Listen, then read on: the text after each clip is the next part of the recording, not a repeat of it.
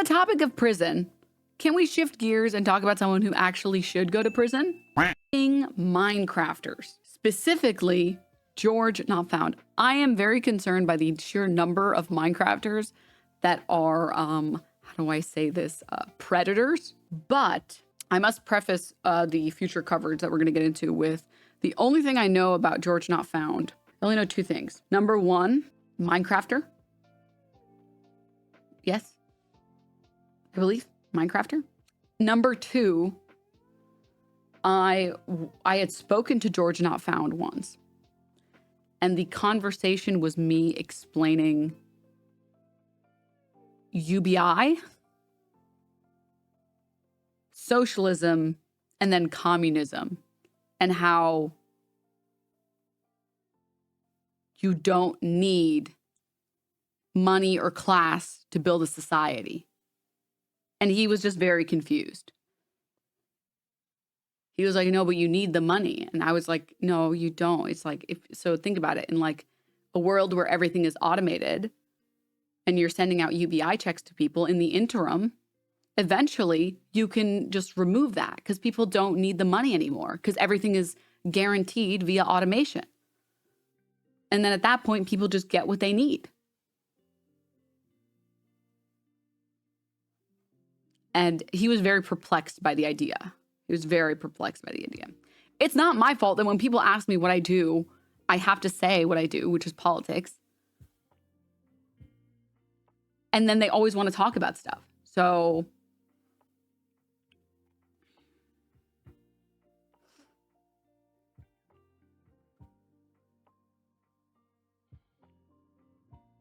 guy plays Minecraft and can't understand the concept of a moneyless society. No.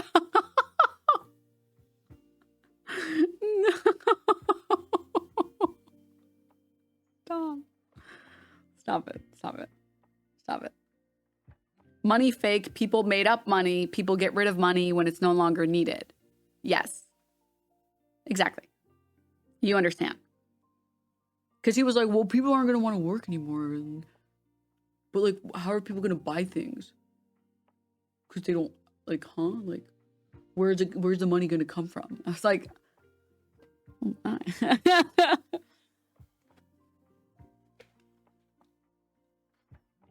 Sorry about that. It is on brand for him, though? Yeah. Yeah. But, like, what do you expect from, like, a Minecrafter that's, like, 14 or whatever? However long. Well, if he was 14, it be a different story, but you guys get what I mean.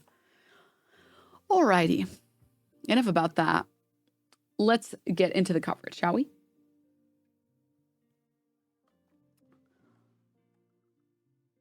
Let me pull it up. Now, he did say that he was going to stream today and talk about it. He's 27. Wait, is he actually? Oh God, no. Don't tell me you're right. You're wrong. You're wrong. That's not true. That's not true.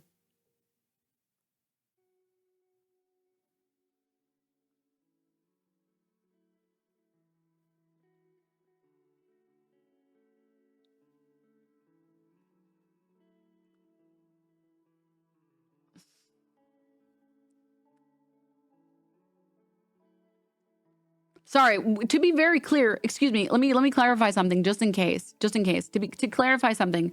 I was saying he's young in reference to him not knowing enough about capitalism and money and classless societies. I was not talking about it in reference to sexual assault, to be very clear. Because I do not expect a teenager or like a 20-year-old maybe, or like a 19-year-old to know a lot about like markets or whatever.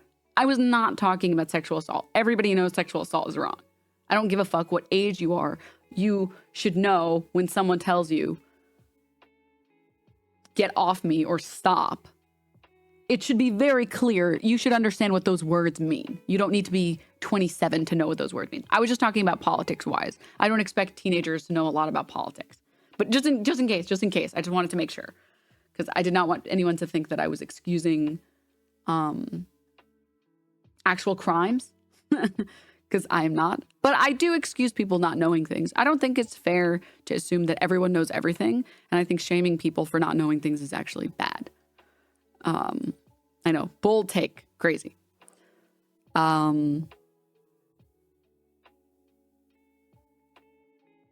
Also, I think people are more interested in learning when you encourage them rather than put them down for not knowing something. There's like a really nice comic. It's by the guy who makes those stick figure comics. They're very simple stick figure comics.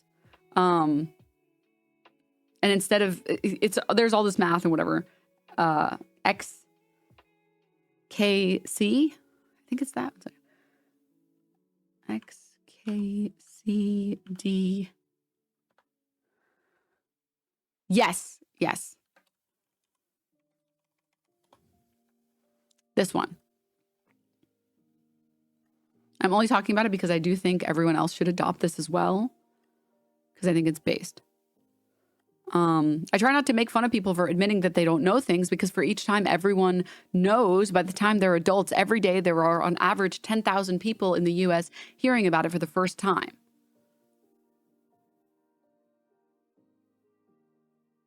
And it says, if I make fun of people, I train them to not tell me when they have those moments and I miss out on the fun. And then it's two stick figures talking to each other. And one of them says, Diet Coke and Mentos thing. What's that? And they say, oh man, come on, we're going to the grocery store. And they say, why? And he says, you're one of today's lucky 10,000. Not XQC. What did I say? XKC. Excuse me. Sorry. Twitch brain rot. Basically just, if someone doesn't know anything about socialism, it's like, hey, it's your lucky day. You're about to have your world changed, rather than, you don't know about this. Oh my God, I can't believe you. But that is neither here nor there. I would like to look into this stuff. I haven't done any research on it. I'm learning alongside you guys, and can't believe my streamer would encourage me to learn SMH. Also, hi Dennis D and M Pride. Hi Boy Meets Minnie. Thank you for the 30 months. Yes, and also I would like to shift into a slightly more serious gear. So you guys know I like to make some jokes, some yokes and all that, but not during serious conversations. So we will switch into a little bit more serious. Not to say that we can't make any jokes, but you know, you guys understand what I'm saying. So let's get into it. Now, from my understanding, this all started developing on, I believe, Twitch. I would love to find the original VOD for this stream and watch that, but I don't know where it is or how to find it. So if anyone here does, I would appreciate it, but we'll get into just the simple summary here. Here we go. Let me make it a little bit louder. So this is Katie is what she goes by. Let me see. Her handle is Caitibugzz with 2 Z's at the end.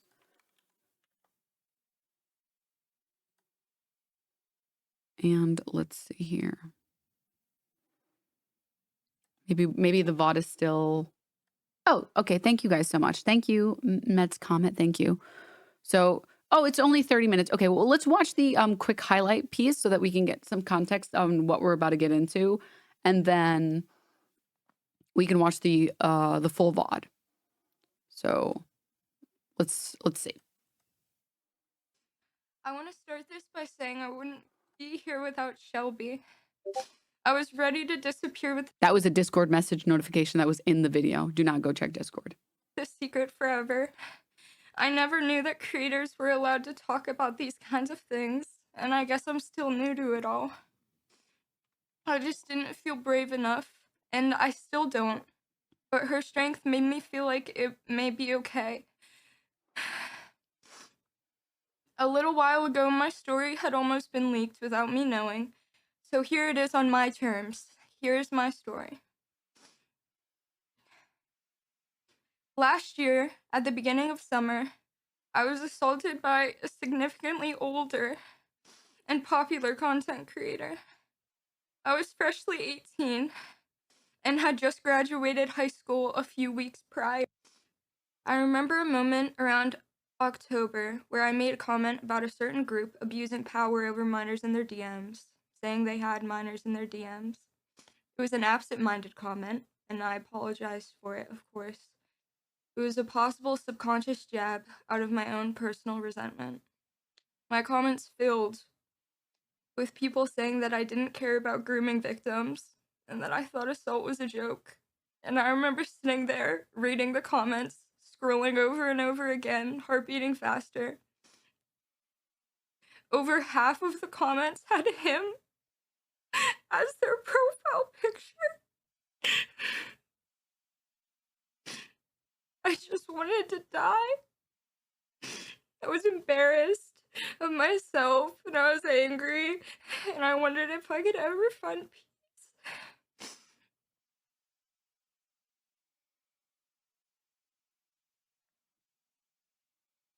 And culture is a plague.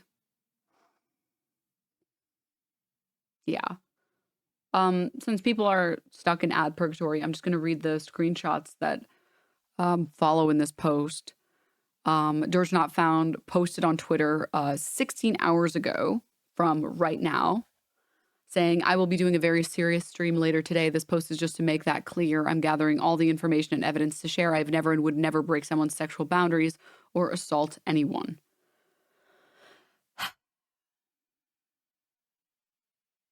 Now,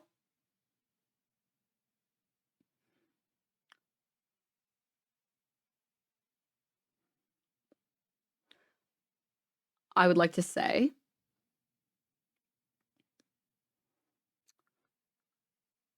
just as I have given,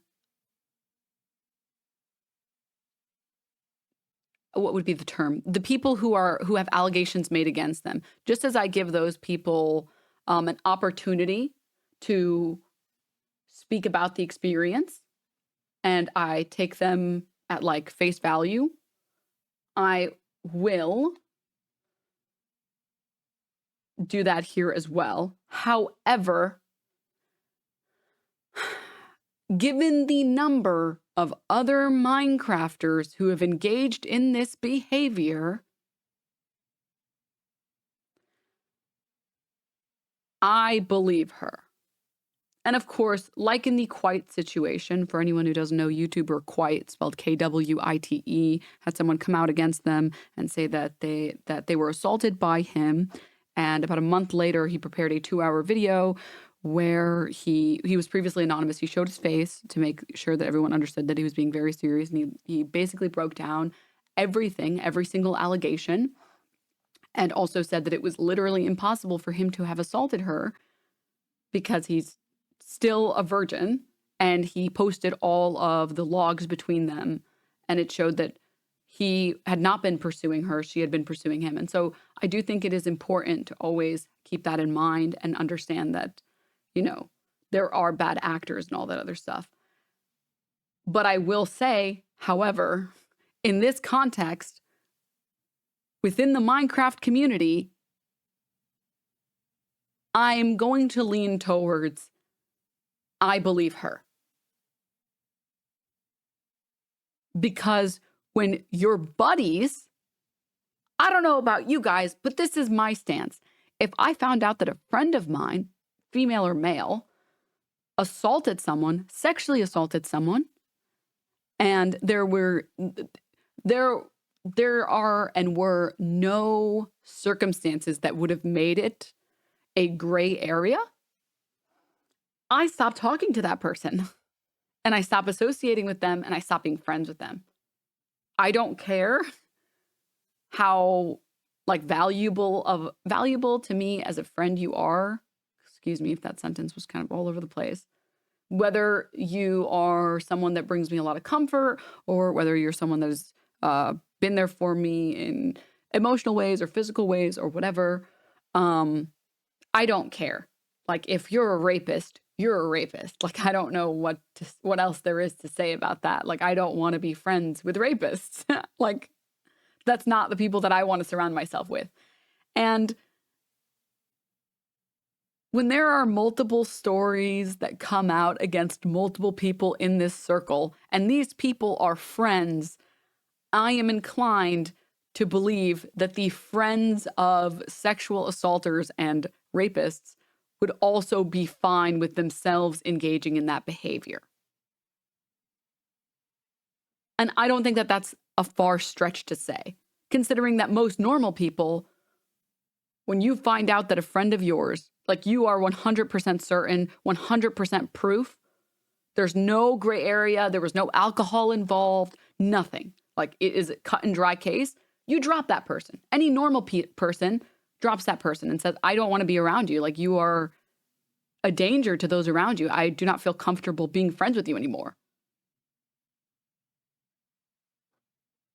It's fucking disgusting. In this case, you're referring solely to Dream, though, right? I'm not even referring to Dream in this case. I'm referring to Wilbur's suit. For anyone who missed it, Wilbur's. There's a stream actually, a few streams ago, which was I think about a week ago. I did a stream covering it because I wanted to amplify the victim's voice. And streamer Shelby, content creator Shelby, goes by Shubble. She opened up about her experience getting physical and emotionally abused by her ex, Wilbur Suit, someone who was in this friend group in like the Minecraft community circle in the Dream SMP, which I still don't really understand what Dream SMP is. I think it's just like a server in Minecraft that Minecrafters play on. I don't really know a lot. I think it's pronounced like the charcoal thing. You might be right. You might be right. SMP is survival multiplayer. Dream SMP, so Dream Survival Multiplayer, was a lore/roleplay server. Okay, so I believe that there were a few people who got access to this RP Minecraft server, and there was a basically friend group of sorts. And if people within that friend group are engaging in these behaviors and they aren't getting dropped, and it's really sad that it's true, but the number of times that I've heard of people who say friends with shitty people, it's really sad. And it's worse in the content space. It's like worse and better. It's better morally, but it's worse in terms of frequency in the content space because a lot of these people are linked to your success, like your financial success, your career success. And so you kind of have to play nice, especially if you are not allowed to publicize the, allegations or the sexual assault that you've heard of because the victim doesn't want to speak out. And so you have to play nice. Because as an example, let's say I'm friends with someone named Bob, and Bob is a very successful streamer. And we stream together and we do content together and we're cool. And then I find out from a friend that Bob sexually assaulted her. I still have to maintain a public persona of like nothing is wrong because I don't have her consent to share that story. That's her story to tell. And I'm not allowed to start disliking this person publicly because people are going to be like, well, why are you being such a cunt about this? Why are you disliking this person? Why are you doing this? And it's like, I can't tell you because I have to respect a victim's privacy. What is weird to me is the people that maintain the friendships after everything comes out. And this is something that happens a lot. And it's very insane to me. It's very, very, and when I say maintain friendship, I mean friendship. Like, not, I'm going to maintain a good public image with you because I do not want to cause more stress to the victim. And that is a story that they can share when they want to share. Say the names. There was I don't remember the details of the case, but a friend of mine, and again, I'm respecting her privacy, even though her privacy was not respected by the person who publicized her story. It was in the YouTube sphere, and a friend of mine was in a relationship with a YouTuber, and he cheated on her, and she was like, "Fuck you, I'm never talking to you again." This guy ended up being exposed for a bunch of other things, which were not anything really bad. Like, he didn't even do anything. And the person who publicized this story publicized that he had cheated on his then girlfriend without her consent. Specifically, actually, despite her saying, "Do not share my story." And so up until the point where anything of this sort comes out, I am just not allowed to talk about these things because it's rude to the victim. It's very rude to the victim to do that. And I mean, like, I've known people who have talked about like poor experiences with content creators, not necessarily assault, to be clear, in other instances, just like predatory, shitty behavior. But again, victims don't want that story to be all that they're known for. Friend of the channel, Pooper Noodle is her Twitch handle. She was assaulted and traumatized by a streamer. And out of her, for respect for her,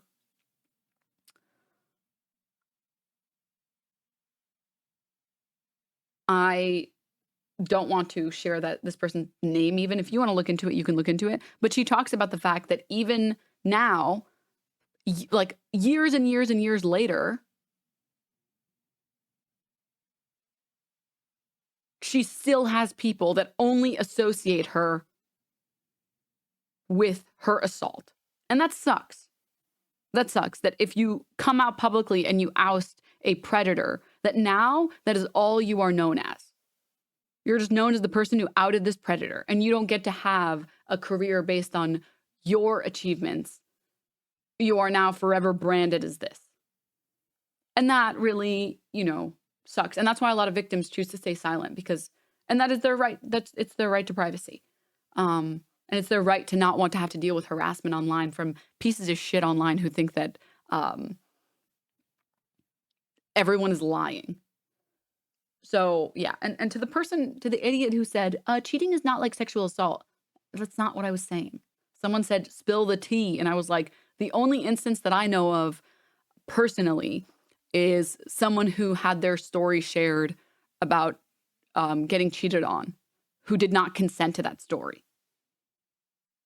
And the people who did that are pieces of shit for doing that, for publicizing someone's story without their consent, or explicitly against their lack of consent. You think society's moving positively to a point where victims will be more heard? Oh, for sure. Yes. Yes. I mean, the problem is that our legal system is so bad at prosecuting people for crimes, for sexual crimes, that I do think that we should have the ability to have victims come forward and speak out publicly. Now, I know you guys are all normal, but every time I have one of these streams where we cover stuff like this, and I think it's important to cover stuff like this, and I think it's important to amplify the voices of victims.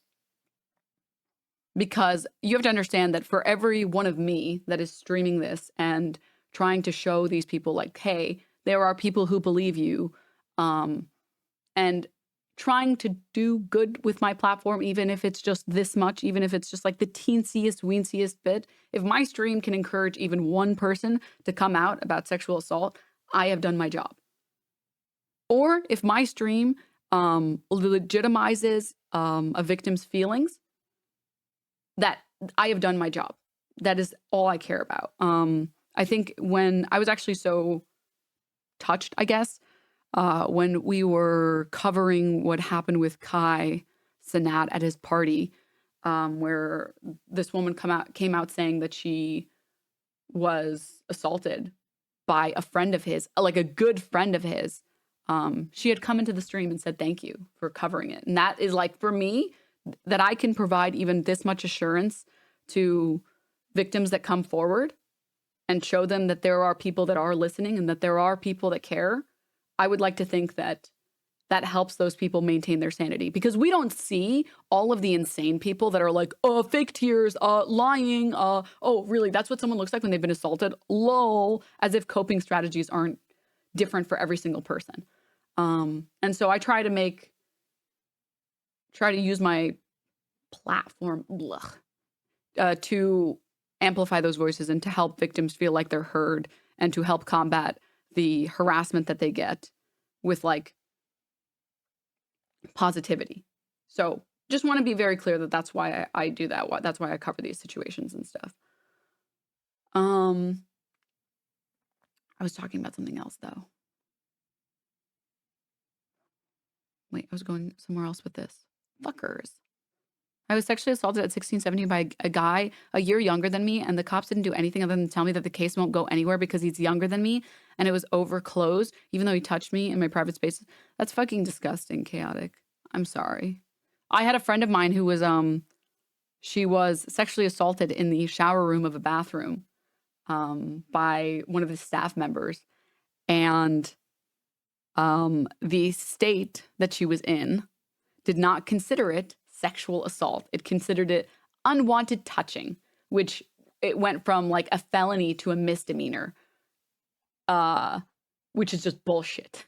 Just absolute fucking bullshit, because different states have different laws about what is and what isn't assault, what is and what isn't sexual assault. It's a fucking joke. Also, I do think Shubble, when she did her stream, for anyone who missed it, she said that a big reason why she came out and talked about what happened with her and Wilbur Soot, which, very important to note, she in fact did not mention Wilbur Soot's name because she did not want to go after him. What she wanted was to tell her audience, which has a lot of women in it, do not be afraid to come out and see the signs, recognize the signs, so you don't stay in that situation. And I think that's what I try and sort of do as well. But I had something else I was going to go on with this, but I don't remember. So it is what it is. Let me just scroll and chat for a second and see if I can remember.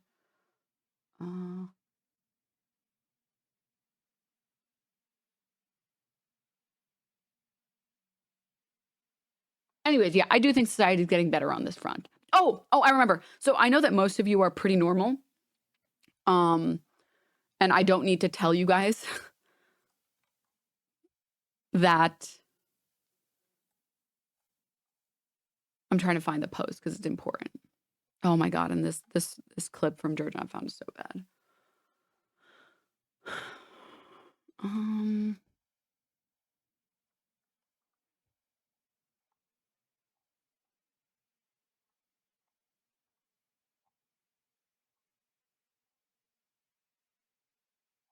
I remember.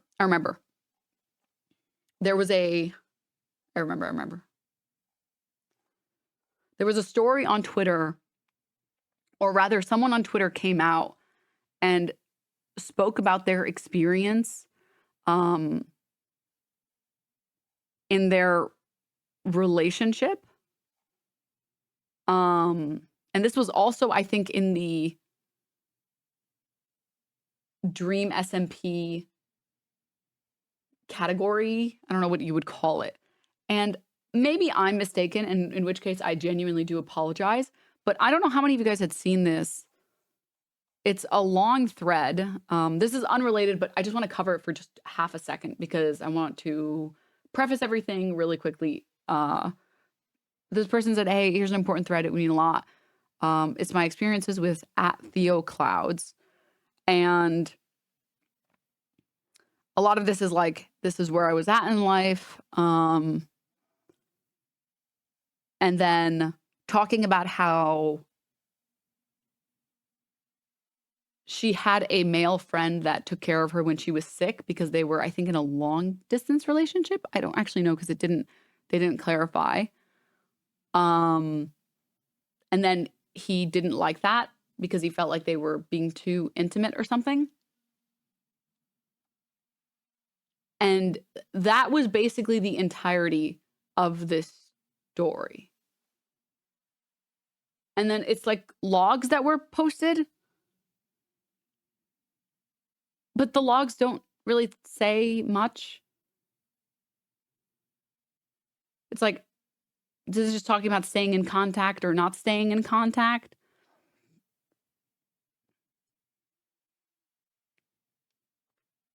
I don't really understand what the logs were for, to be honest.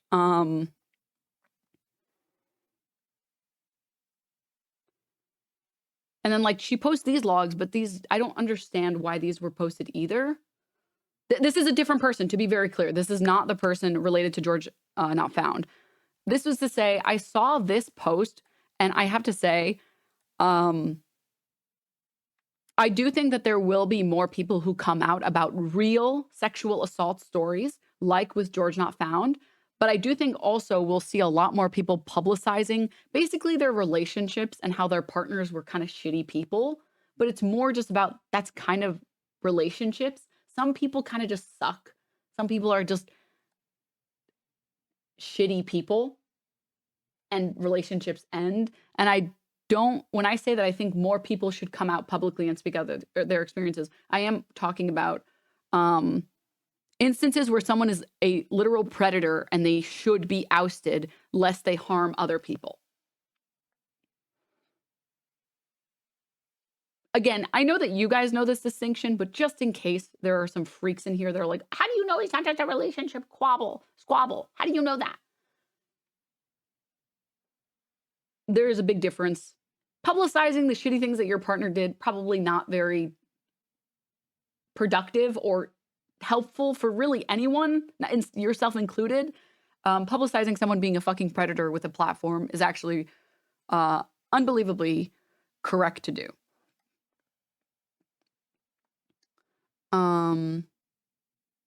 And then we have these.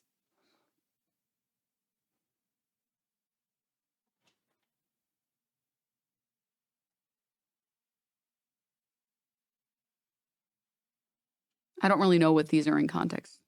I don't know what this is.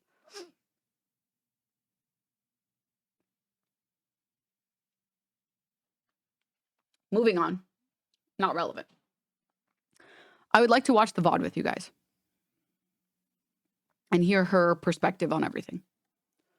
I think that would be the best way to understand everything that's happened. So let's watch it together, guys. It's a 30-minute VOD.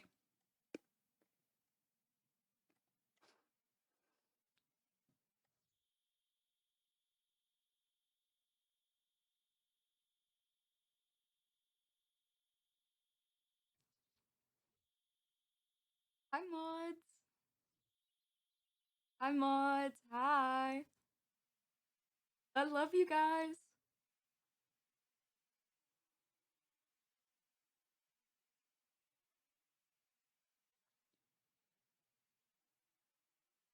I'm just pulling up the other stuff while she gets her, while we wait for like the VOD to start, like actually start or whatever.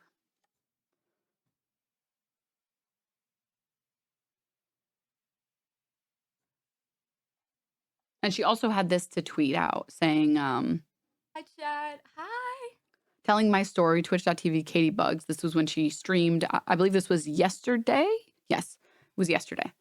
And she just said, I just want to make it clear, although I was inspired by Shelby, our abuser is not the same. I hope she can take the time to heal. I hope everyone can. Hi, chat. I wanted to talk to you guys about something today.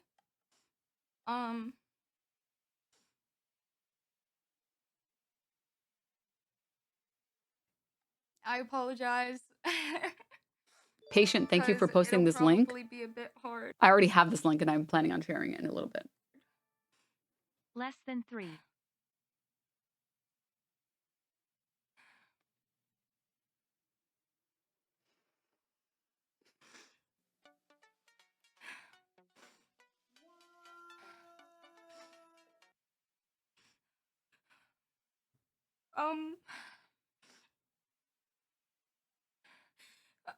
I won't have the chat on the screen because I can't read it right now. I also turned off all the alerts so I could talk.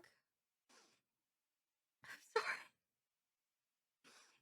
I didn't think I would. I'm sorry. I just hate the people who have the audacity to come into a stream or a chat and say, oh, she's faking it. You've watched 2 minutes of the stream. Go fuck yourself. Go fuck yourself. That is getting banned immediately. And also, I would like to say, if anyone has ever put in this experience, or put in this position, excuse me, and you want to come out publicly, I highly recommend you do the same. Do not look at chat or put chat in emote only mode, and like turn off all of your alerts and just focus on getting on, saying what you want to say. Maybe create a quick little bulletin list of the things that you know you want to go over.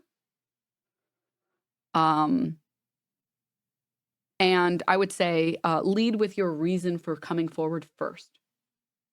I'm going to increase the volume of the bot in a second. Because I do know also there are a lot of people who are in streamer communities or YouTuber communities, and a lot of these pieces of shit like to go after people who are not content creators because they don't have a platform to speak up about their experience.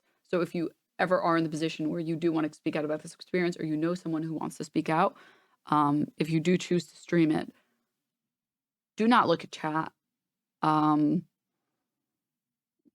off your alerts, get on, say what you want to say, and then close it off.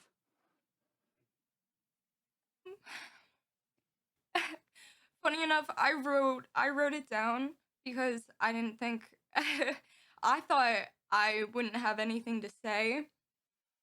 You know, I thought I'd freeze up when I went live, which I kind of have, but I didn't think I'd cry. I wrote down what I want to say on stream today. I hope that's okay. Because I get really anxious when talking about important things. And I don't want to missay anything. And I want to make sure that I'm saying everything I want to. And in order to do that, I wrote it down last night. Because I knew I would be like this. And I knew I wouldn't be able to talk properly. So,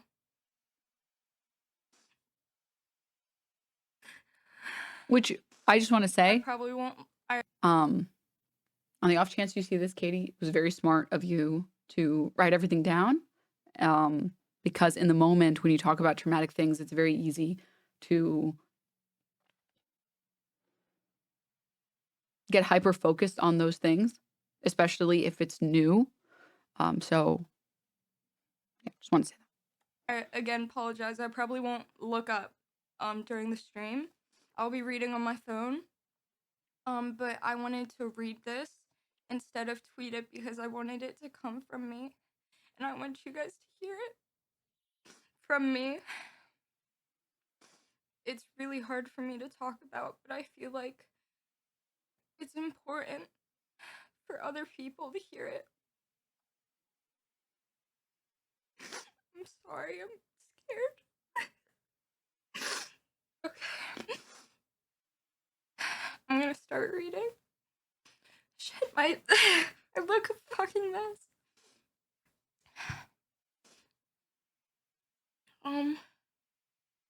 Okay.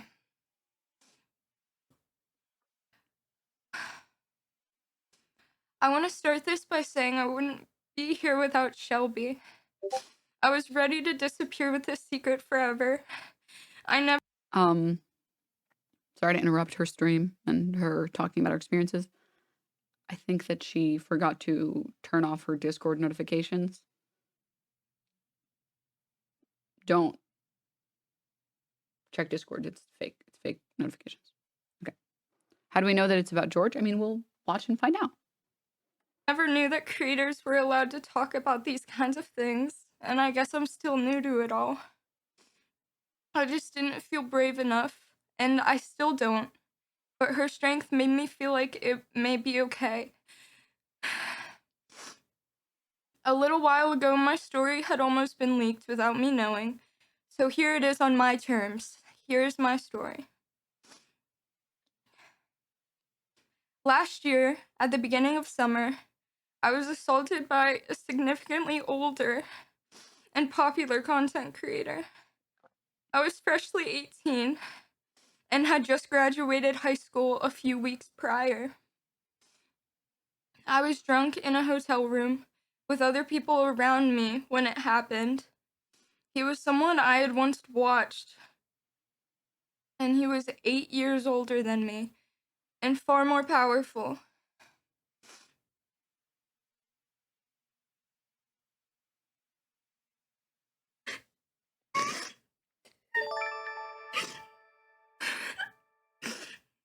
I'm so proud of you and your bravery.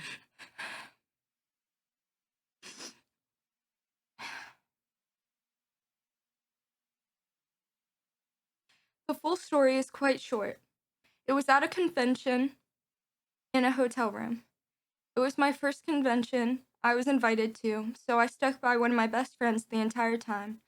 I was nervous but excited about it all and felt really grown up. One night, we were at a house party when we decided to leave. It was me, my best friend, and her other friend. This other friend was romantically talking to a really big creator at the time. He was also the best friend of my soon-to-be assaulter. She wanted to go back to his hotel room, but didn't want to go alone, so we went with her. I didn't really mind, as I was up for anything. When we got to the hotel room, it was the creator, the girl was talking to, and his best friend. The two of them and the three of us. Not much happened that first night, just some drinking and talking at a table. The guy's friend had been passing flirts at me the entire night, but because he was the oldest in the room, we assumed he didn't know my age. Later that night, when I left, I received Instagram DMs from him, and in my Instagram bio, in bold, was my age, 18, confirming he knew how old I was. A few days passed when I found myself in the same situation. Us three were at a party when it got boring, and whether the girl wanted to leave and go to his room, or he asked us to, I cannot remember. Once again, I was drunker than the night before and was willing to go anywhere. I was naive, and so we went back. I remember a friend seeing me in the lobby on the way. They were worried by the way I was acting and asked if I was okay.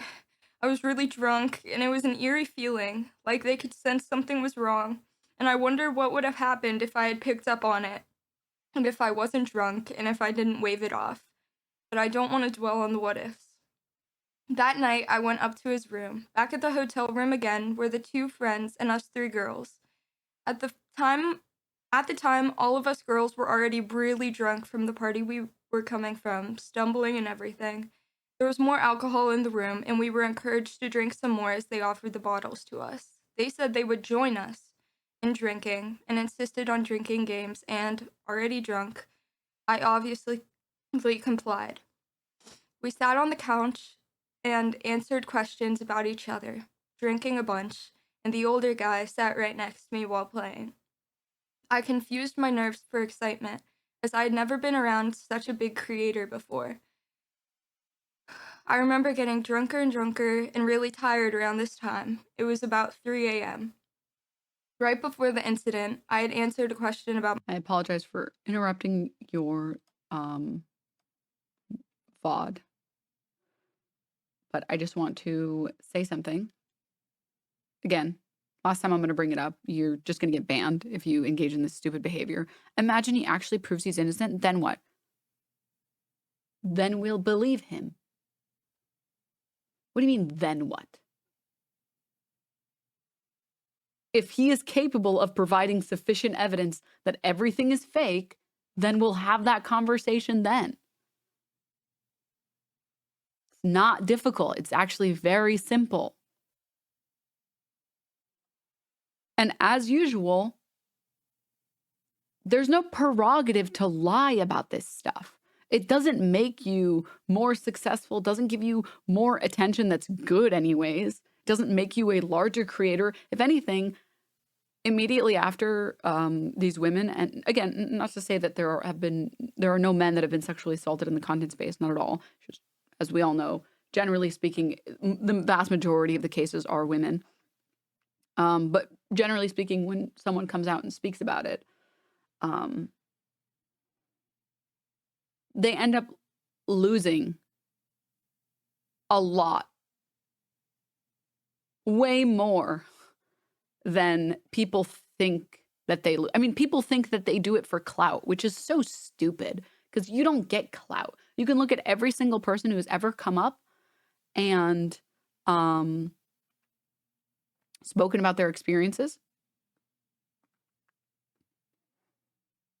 They just get harassed and they get excluded from spaces because it's like, oh, she's going to say stuff about you if you do anything.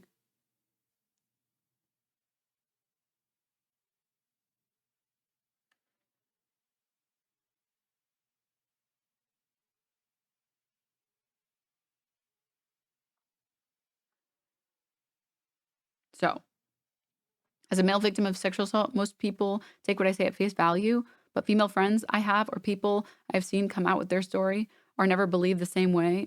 It's really sad. So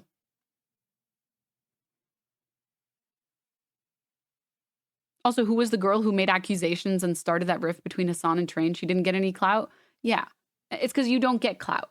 You just get harassed and you get excluded from circles. That's what happens. But yeah, I will press play on the video. Apologies for interrupting. At my age, we were playing a drinking game and talking about sex, and I admitted to everyone in the room that I was 18 and that I was a virgin at the time. I remember back now to him answering questions during the game about back when he was 19 and when he was in college, noticing how my future was his past, and I wondered how he felt sitting so close to me. It was a little after that, when I resorted to playing games on my phone when it happened. Out of nowhere, I felt him slip his hand under my clothes, sitting next to me on the couch in front of everyone. He disguised it with a simple, "Are you ticklish?" I coughed out a no, still staring at my phone. I was overly aware of the fact that we were in front of other people, the fact that everyone else was sitting around us, watching us, including my best friend, and that his hand was inching further to places I hadn't asked for it to be. He made a game out of my embarrassment, where he would touch me in certain areas to make me lose the phone game I was playing. I was scared, and I felt sick, either from the alcohol or from his touch. It didn't matter because my mind was a blur.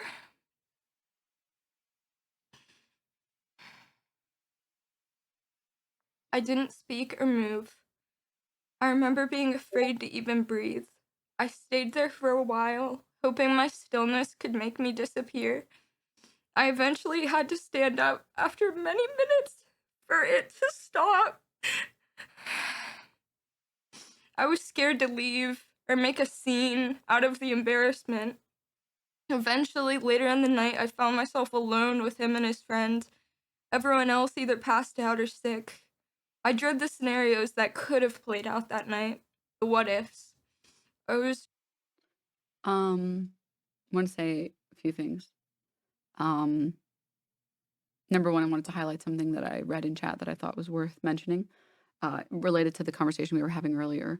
Quote, I'm in an art community on Facebook and someone in the community was harassing me over and over and harassing other girls. I finally made a post about it and all I got was hate from the men in the community.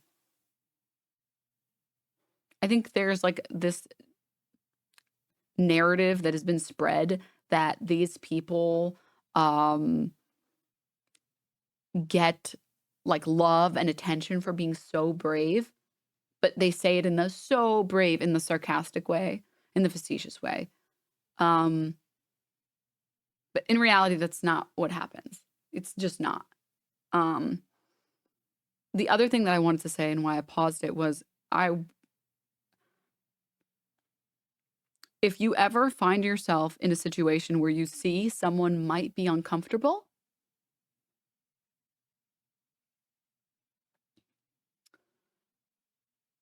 the best advice that I could give, and what I personally do, is I make up a reason why I need that person's help in like the bathroom or something. Like I see that someone is visibly kind of uncomfortable and I can't really tell if they're uncomfortable or not. And I don't want to be, first of all, I don't want to make a scene because that's not what they want. And second, I don't want to be intervening when actually they're having a good time. And maybe they're just a little bit shy about like PDAs or something. And what I will say is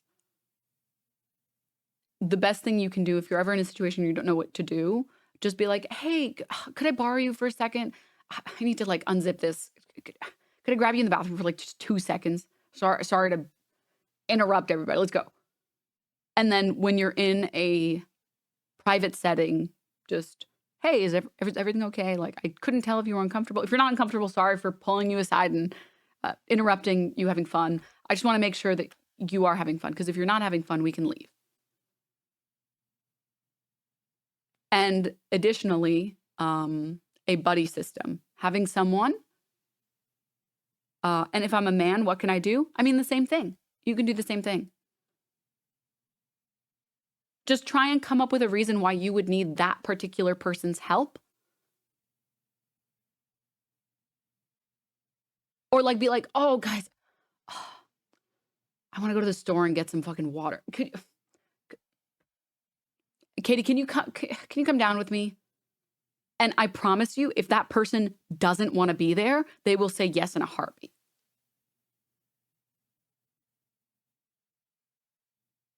Or it's like, oh, I think I have to grab an Uber really quickly. I'm so sorry, guys. I might have to leave a little bit earlier. 1 second. I have to pick up a phone call or something. Just make up anything. Just giving that person the opportunity to exit the room. And here's the thing. If that person is uncomfortable, you can even make shit up. A common thing that women do, I've done this for other women in public, strangers, and other women have done this for me, strangers, where it's like, oh my God, Samantha, is that you? We haven't talked in ages. Who is this? And it's a guy that's, you can tell, has been harassing her. Do you know this guy? We need to catch up. Let's go. Nice to see you. And everyone involved knows that those people, you don't know that person, the stranger that walked up to you. They don't know you. But they know they want to leave that situation, and they will take any opportunity they can, because you have to understand that in stressful positions, in stressful situations, your brain will react in different ways, and everyone is going to react differently to different stressful situations. And in some situations,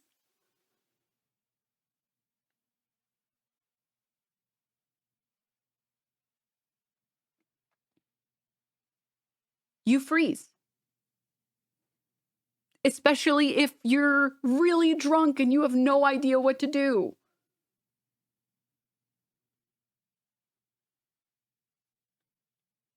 You can even say something like, Katie, I have to show you something on my phone. I have to show. No, I'll show you that. I'll show all of you guys later, but I have to show Katie first. Katie, come here. Come here. We're going to step outside for just 2 seconds. You're not showing her anything. But she will know in that moment, and this obviously also applies to men, the other person will know you're trying to help them get out of that situation.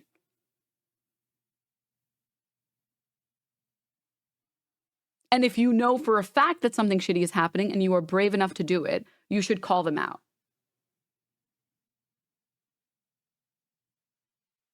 I experience strong bouts of anger when I find out that someone is engaging in predatory behavior. So I will scream at someone in public.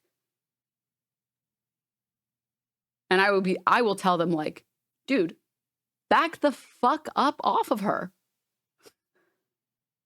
You just met her, you fucking freak. Calm the fuck down. Go jerk off and come back. I will do it. I don't give a fuck. Well, what are they going to do?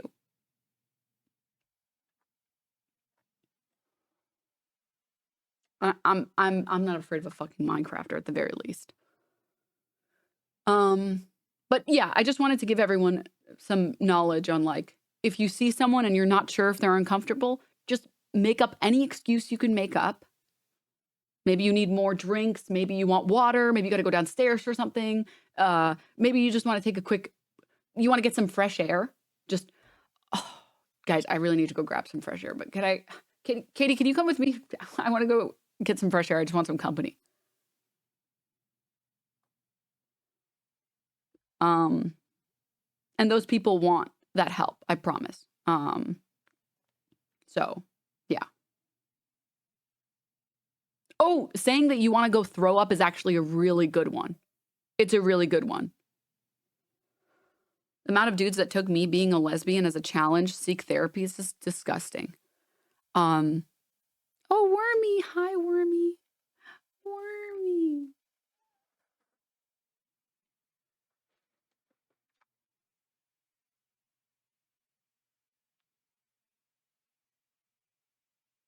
Why does she look so scared?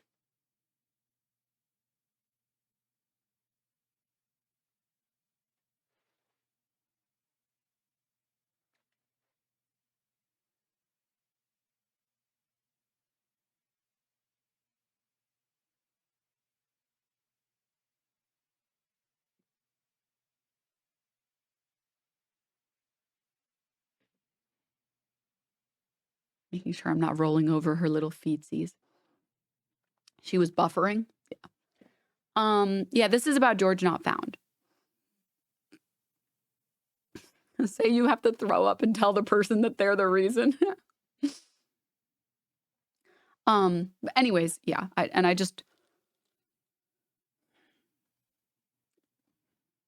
This stuff is like, I have a lot of opinions about this shit. And I try to be the person that I would respect. And I respect the fuck out of people who do that type of shit. And I respect the fuck out of people who call out bad behavior.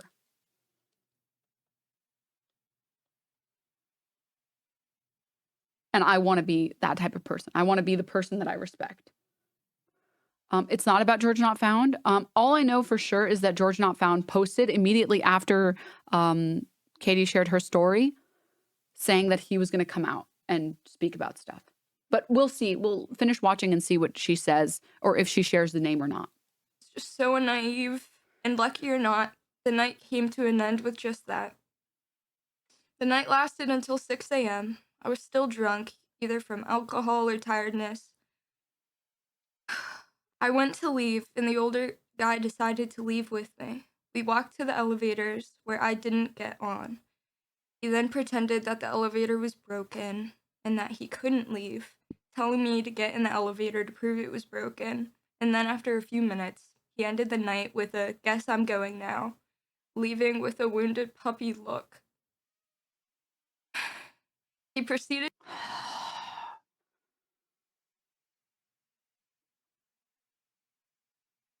Patient, thank you for the link. We'll see if we can cover that. I fucking hate that shit.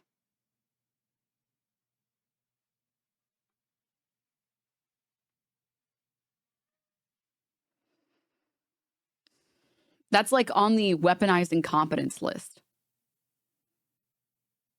And I just hate that shit because I hate people who make other people uncomfortable because they didn't get what they wanted.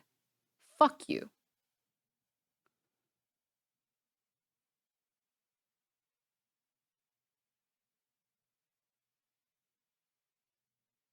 I make fun of those people. If someone does that and is like, where's my hug? I guess I'll go home by myself. Yeah, you are going home by yourself. And it's because you say shit like, I guess I'm going home by myself. Be a real man and say what's on your fucking mind. Instead of trying to guilt me into doing what you want, pussy.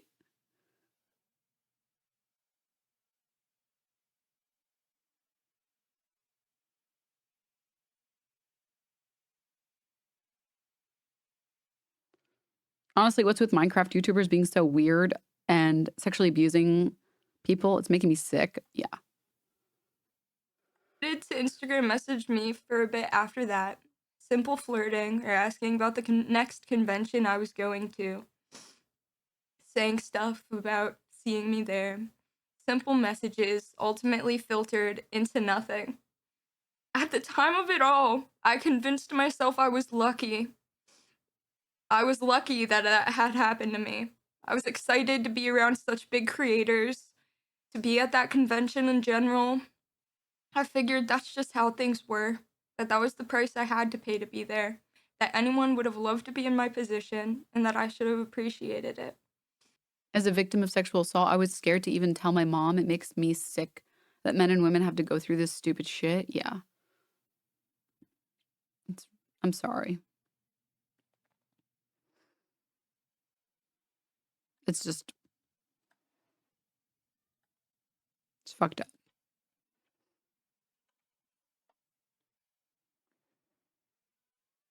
I think a lot of people underestimate just like how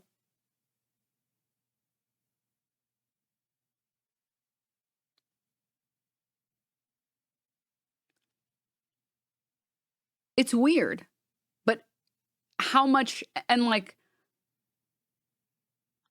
I have been lucky that I've never had to retell a story like this, and I can't imagine how hard this is and how traumatic it is to have to relive this stuff. But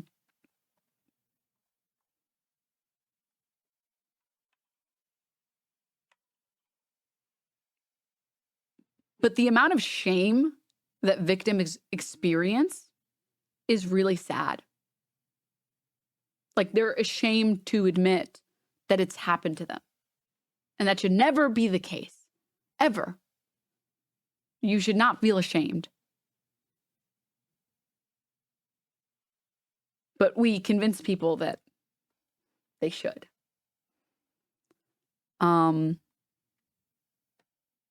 Dream posted a statement from this account, but I'm not, no one is following this account. It's one follower account. So I don't know. Some people are saying Dream posted a statement. I don't know.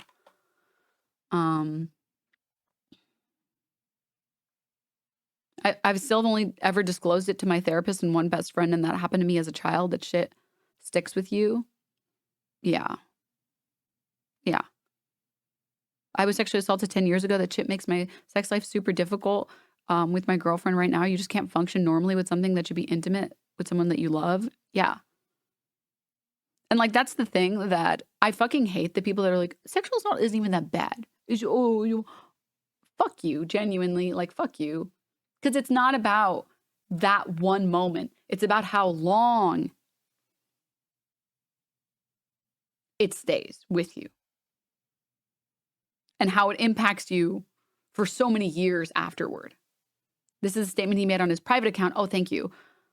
Y'all are literally blaming GeorgeNotFound because of his age, but without any proof. LOL.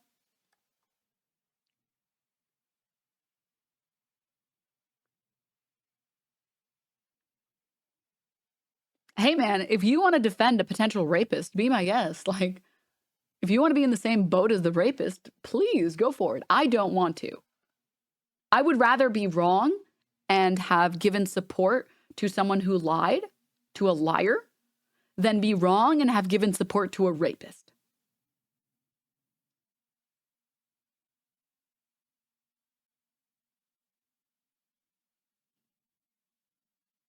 And I'm always open to changing my opinion. If I feel like enough proof has come out that has cleared his name, I will change my opinion, and I will say, hey, I apologize for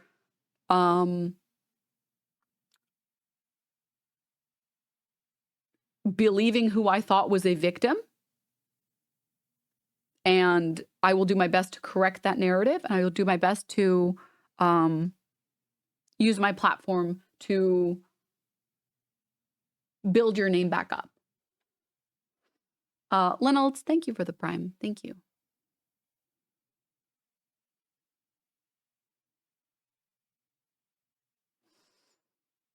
As a quick note, this was posted yesterday. Here's what Dream said on his private, by the way. Dream said, George assured me that he will be making a detailed stream statement. I didn't want to sleep without giving more perspective first. These are texts from me to Katie's best friend who was also there months after VidCon. I have more to say after whenever George releases a statement.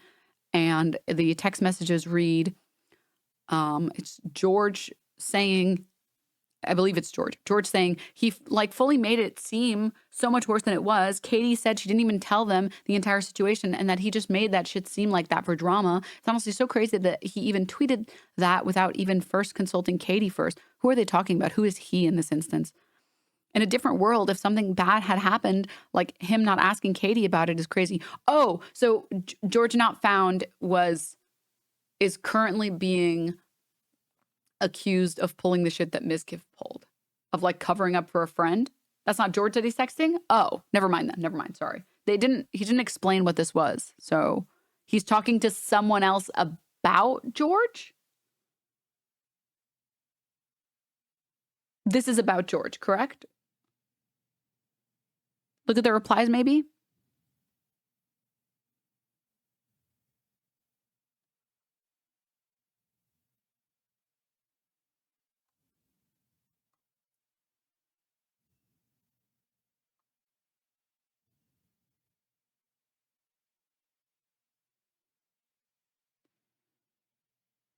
Okay, so this is it's Dream talking to Katie's friend about George, saying he, referring to George, made it seem so much worse than it actually was.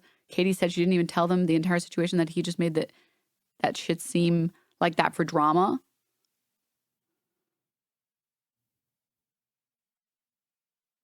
Invited 18-year-old to your hotel to have drinks is so disingenuous. No, 100%. I totally get that the situation is crazy, and I don't think Katie is going to be in the happiest to hear that Harry did this. I didn't invite her. Blank did. I didn't know she was 18 either, and it was only my hotel because it was big and it was the hub for everyone to hang out in. Most of them just don't know anything about me or just heard stupid shit from fans of theirs. That's what sucks, but it will just take them like actually talking to you or hearing about people's opinion of you, because like Katie and I obviously didn't have the best opinions of you before we met you, especially after seeing everything on Twitter. After actually meeting you, we realized you aren't an asshole. So I think just the call with Harry is a step in the right direction, but you just gotta, okay. Not speaking for George, I just didn't want to go to sleep without saying something. Context, these are texts from after about when Harry tweeted saying I supplied alcohol to an 18-year-old at VidCon, referring to Katie. Who is this Harry character? Oh, her friend?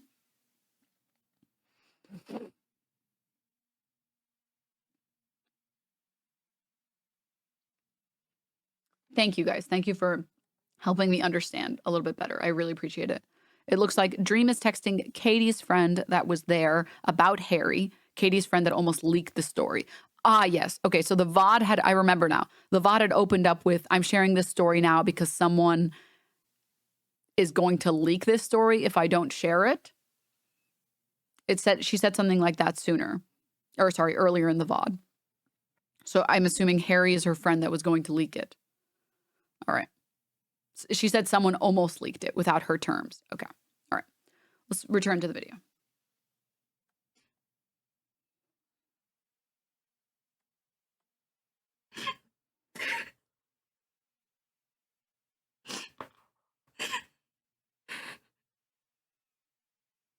It was a first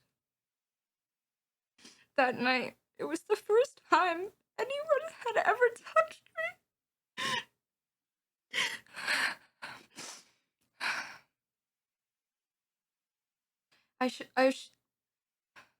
I assured myself that I was just being sensitive about it all, that it wasn't a big deal. But assuring only can go so far. I felt dirty in a way that I couldn't wash off.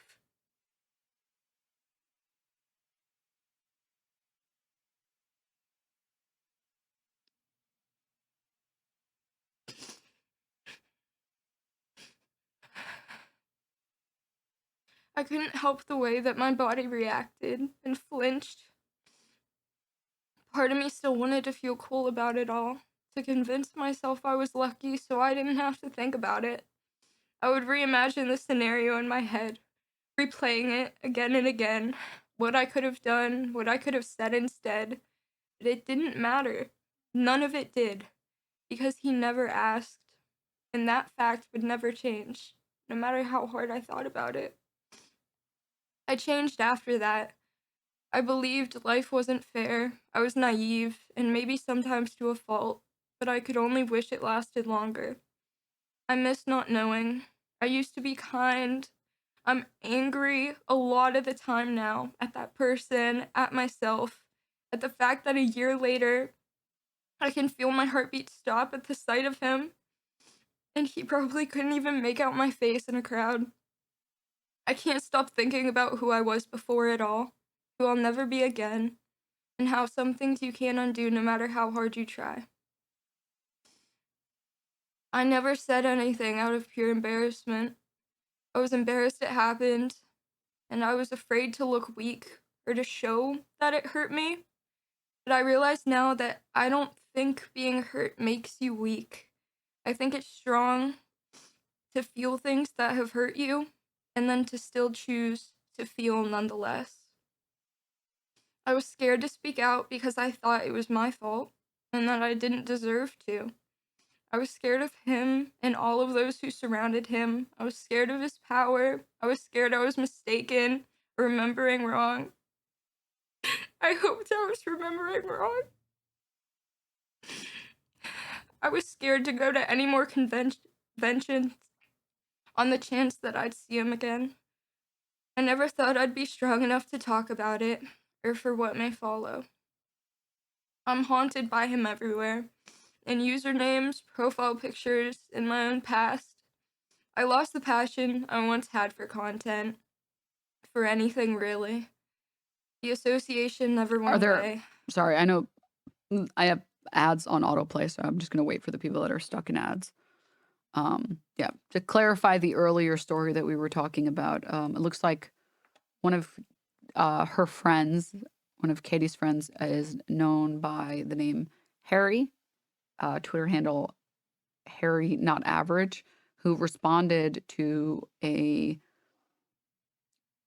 tweet from GeorgeNotFound saying, "You're a 24-year-old man who spent his entire teenage years locked away in his room on the internet, and now you're trying to relive your teenage years, but it just comes across weird as shit when you invite an 18-year-old girl back to your hotel room to drink."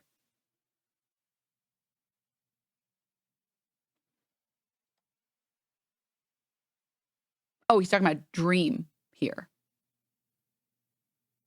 So he was responding to Dream. Excuse me, sorry.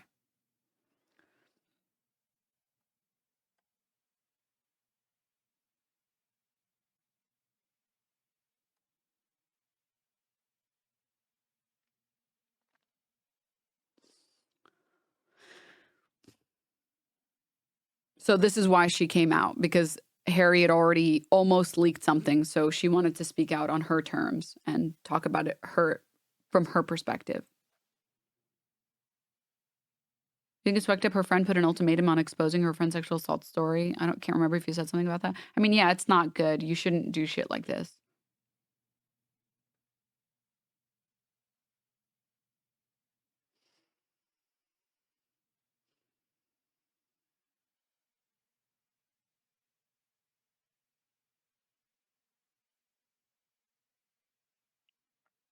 Yeah.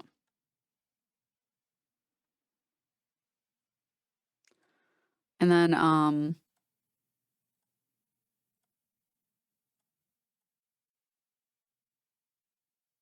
it looks like this person, who is also friends with Katie, says, "Those texts are real." The text messages here that Dream posted. To add some context, I honestly did not know how Katie felt about everything at the time, because this was directly after VidCon. And Katie honestly hadn't come to terms with what had happened. I woke up from a nap being bombarded by texts from 20 different people about the situation, and just knew that Katie was upset. Harry had leaked that we had been drinking in the hotel room. It was also implied at the time that Dream himself was taking advantage of Katie, which, yeah, I said he didn't because he didn't. It still doesn't change what his friend did to her and the pain it caused her.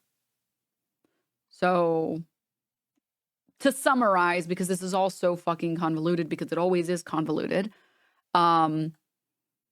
it looks like both Dream and GeorgeNotFound are being blamed for inviting 18-year-olds to drink in their hotel room. Dream makes a tweet on his private account saying, "I did not invite her. I did not know she was 18. Someone else invited her." And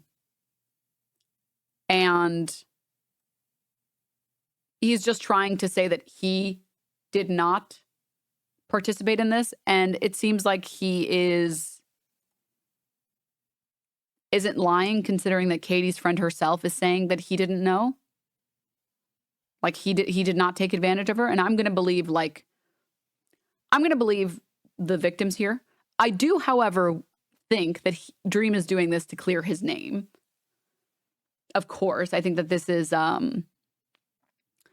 like a PR play. However, just because something is a PR play, it doesn't mean that it's not true.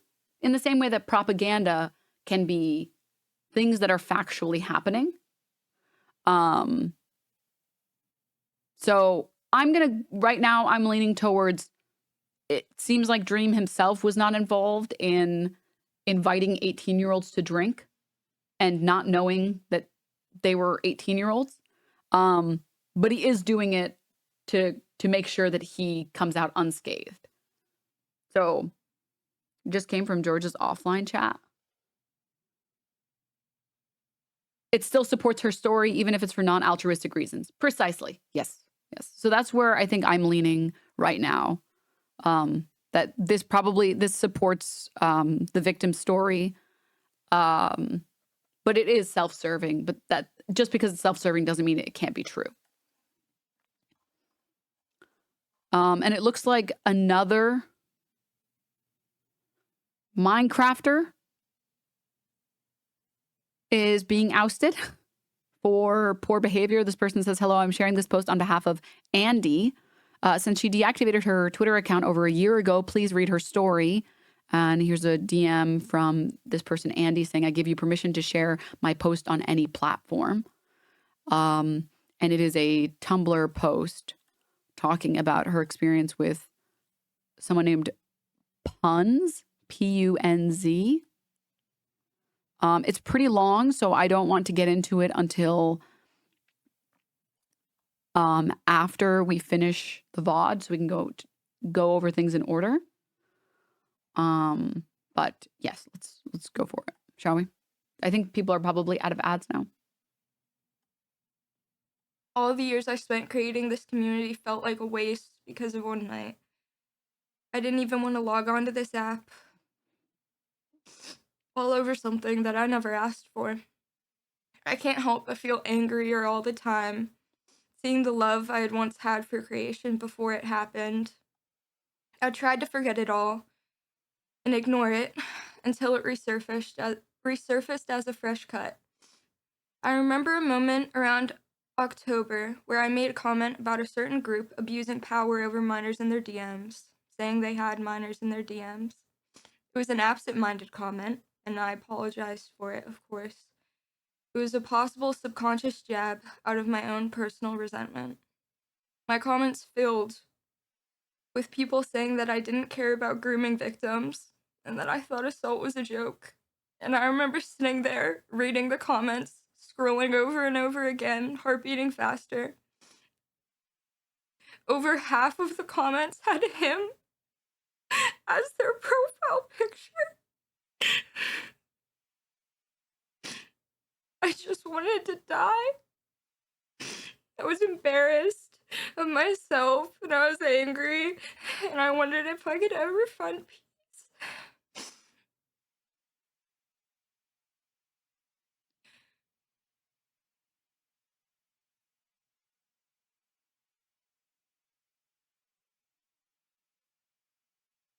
The idea of will I ever heal, it's scary, but I was tired of withholding my story to protect myself. I had spent so long convincing myself it was my fault, or that I was just a coward. I just wanted to disappear, but I didn't, because I realized that this is a problem bigger than me. It may sound dramatic, but it's how I felt for over a year. I feel everything very strongly, and I don't want that to change. It was a big deal to me, and I spent too much time downplaying my own experiences, and I still do. I'm still trying to realize that it's okay.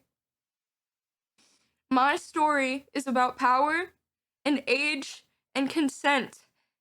It pisses me off that they can hide behind their power while victims are left helpless, no matter what scenario. It pisses me off that he thought he had the right to do what he did, that he did it even in my silence.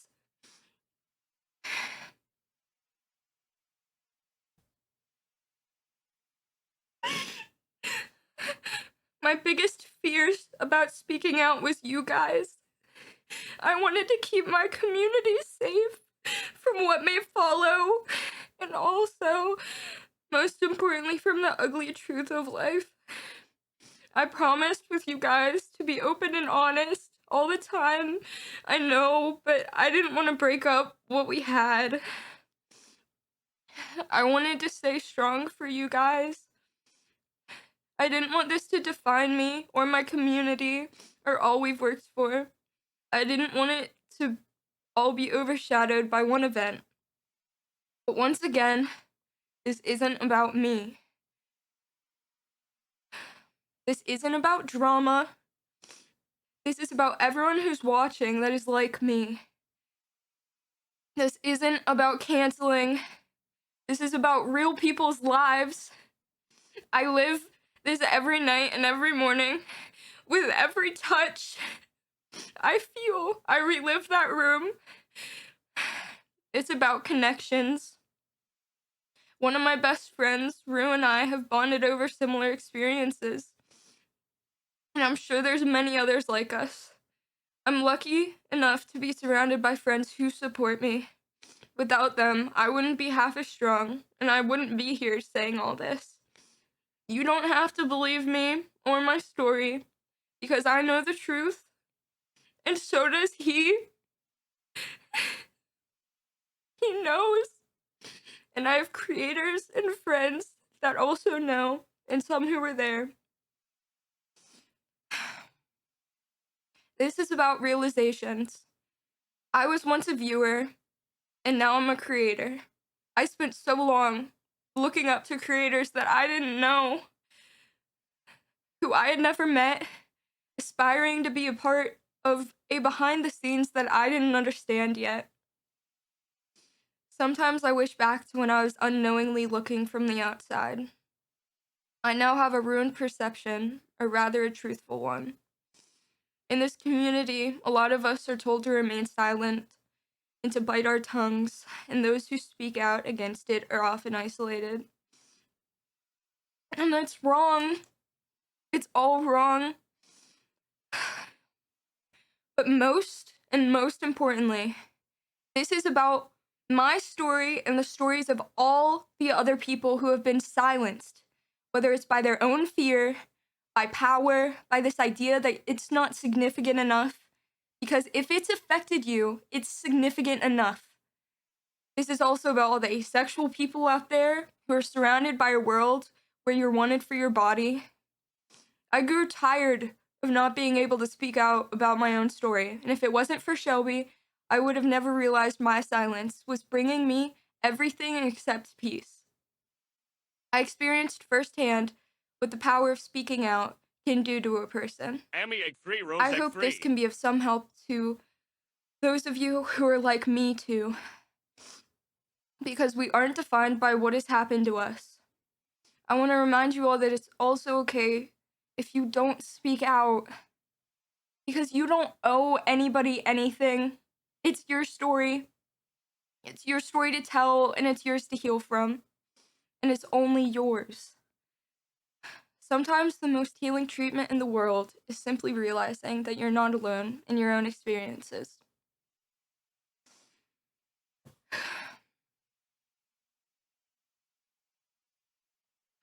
To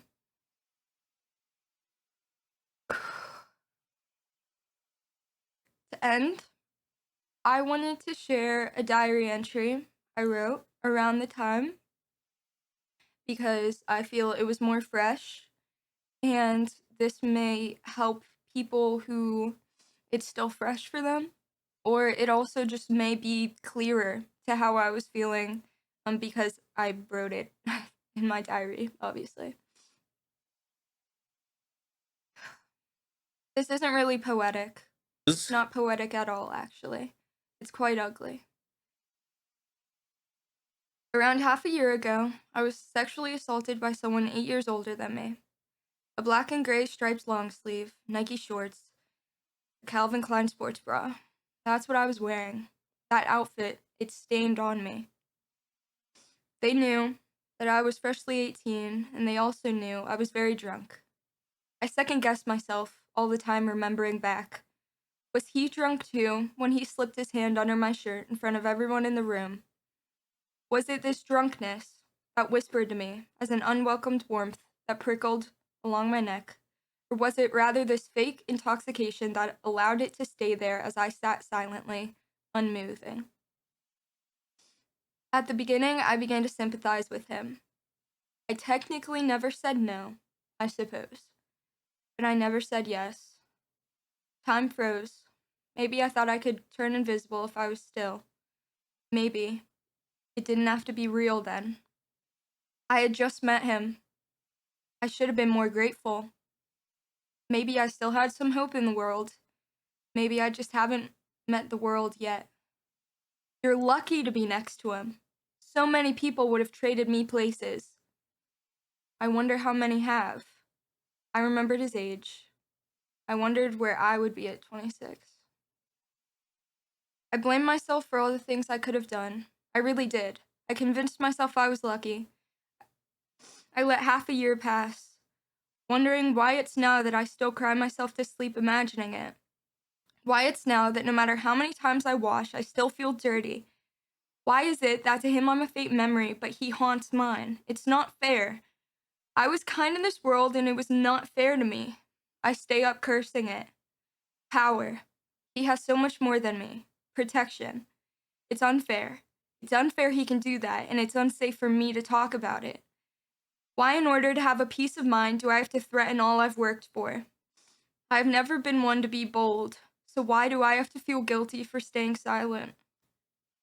I feel weak for what happened to me, and even weaker for not yelling it out, from hiding from it.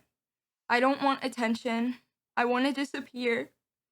I wish I never had to be seen again. And as soon as I do speak out of it, I'm seen different. Speak out about it, I'm seen different. I'm seen as a person with a body that can be used, and used in bad ways. In reality, I never wanted it. I'm painted a victim of a crime that I never chose. And what happens when it's all I'm seen as? What do I do then? When half echo on about proof or disbelief, the other half will pity me, looking at me like I'm wounded prey. When do I get my dignity back? When I watched it be ripped from me when I was too young to recognize it. What? Oh God.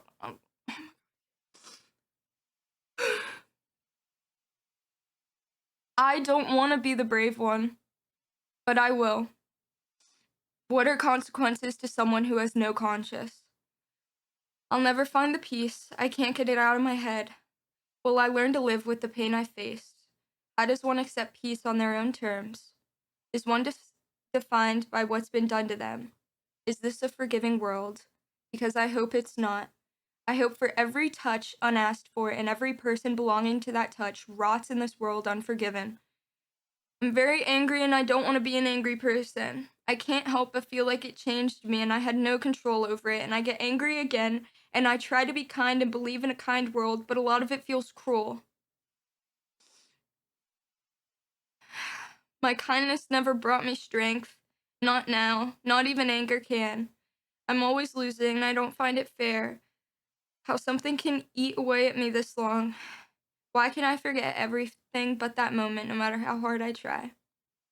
I get mad at myself for making a big deal about it, but it was. I guess I can't change how things affect me. And I wonder why.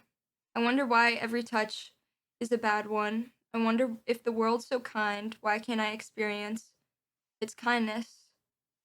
I wonder if I'll experience anything soft like that. I'm embarrassed. I'm tired. That's it. Which it was a lot of what I already said, but at least in that moment, it was more fresh. Um,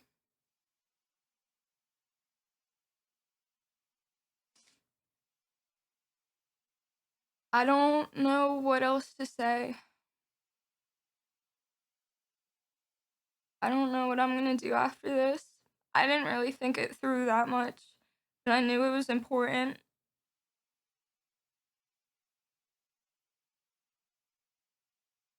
Again, this isn't about drama or about any of that. It's about a real story.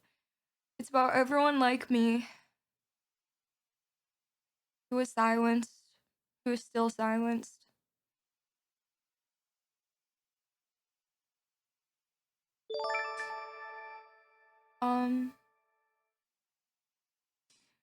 I love you guys.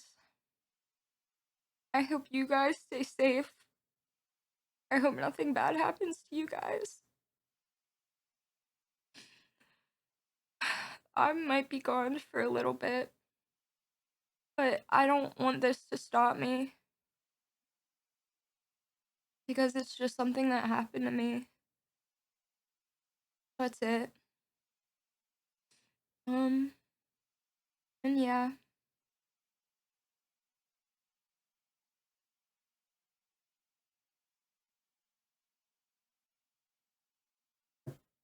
I love you guys.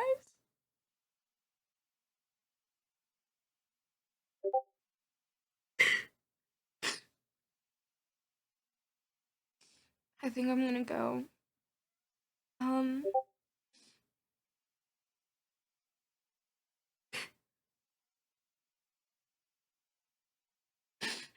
I really hope this can help someone. That's all I care about. I want you guys to know it's okay to hurt. And I hope, even if you've been hurt in your past, and no matter how many times you hurt, you still find room in your heart to love. And I hope you experience love. Because you deserve it. Okay, I'm gonna end now. I really want to thank my mods for helping me during the stream.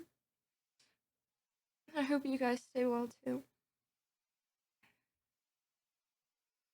So I just want to say really quickly, thank you for being brave and sharing your story, especially knowing that there are going to be hundreds of thousands of pieces of shit. Sorry, fucking Twitch, really? Is this the right time to play the next VOD? Is this really the right time? Christ. Thank you for sharing your story, Katie, and I hope you can recover. And just know that there are people who believe you, and there are people in your corner. And for every piece of shit there is that is a stan for their favorite YouTuber and their favorite Minecrafter, there are people who actually care about the truth.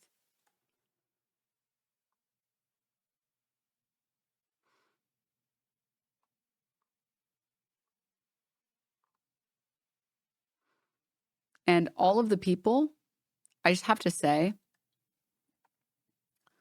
all of the people who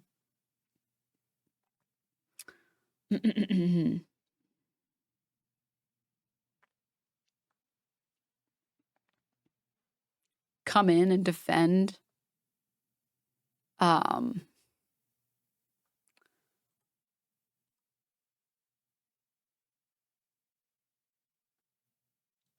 GeorgeNotFound and all of the stands, specifically the stands.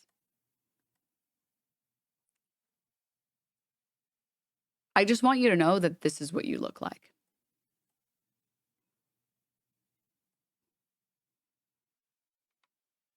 And it's a comic. You really have to look at the screen to understand the comic. This post was made days ago, so it's not about GeorgeNotFound, to be clear. It's just a meme photo that gets spread around. And it's a guy on the left, and he's saying, I love CP. And it's a guy on the right talking to someone else saying, look, man, he helped me through a very tough time. It means a lot. He means a lot to me. Okay, you just got to respect it. And the person he's talking to looking incredulous. So all of the Minecraft stands that come out and they're like, they helped me through a really hard time. Okay, like, you don't understand. Like, it's like, I need you to respect them. Like, no, actually, both things can be true. They can be complete pieces of garbage that deserve to be publicly blasted and ousted lest they hurt more people. And also they could have been someone that did help you through a hard time.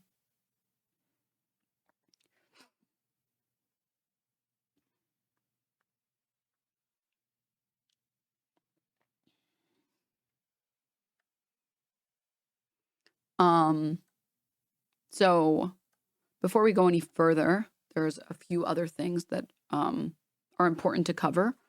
But before we go any further,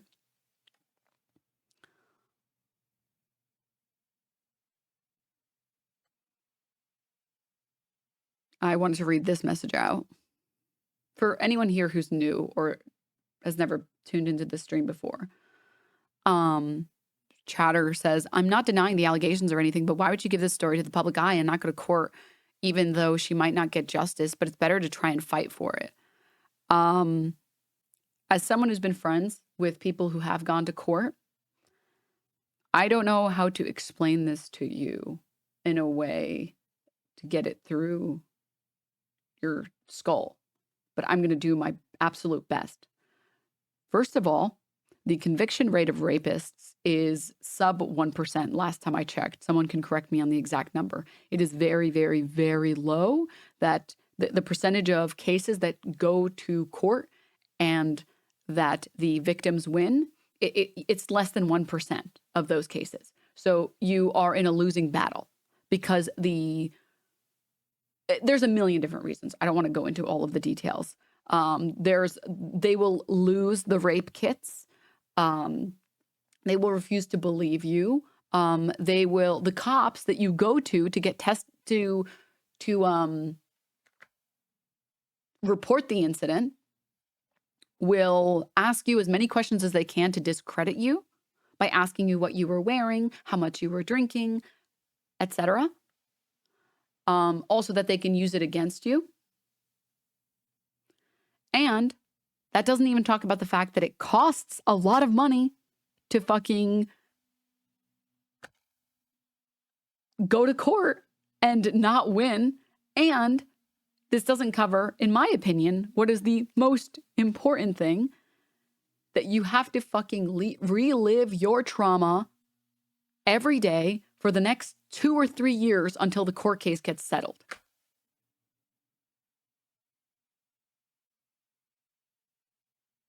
And as someone who knows someone else who did do this and did take this route, she talked about how traumatic it was having to show up to the courthouse time and time and time and time again, reliving her trauma, redescribing her trauma. The entire time, everyone is refusing to believe her. An important other note, a very important side note, that's the reason why people don't go to the cops. All right? An important other side note is that it takes a long time to prosecute someone. And in that period of time, people can commit a lot of fucking harm.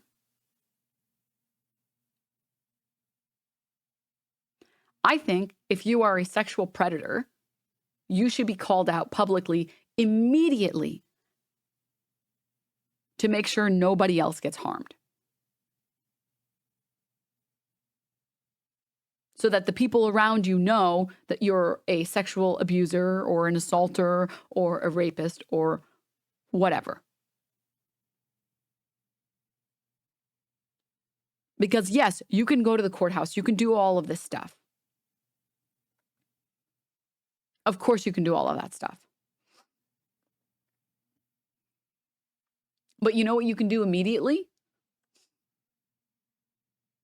Publicly telling everybody, hey, this is not someone you should be around. Because you could be saving people's lives.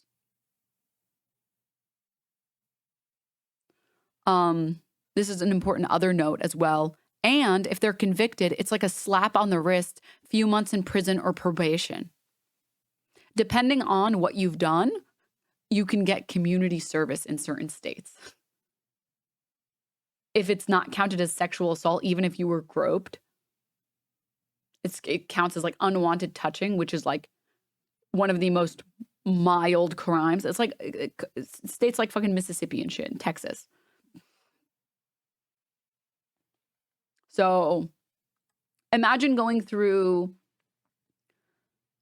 the entire process of going to the cops, reporting your incident, spending your time with a bunch of fucking pigs that don't believe you and are constantly discrediting you and trying to discredit you, and magically losing your rape kits, which you can look it up.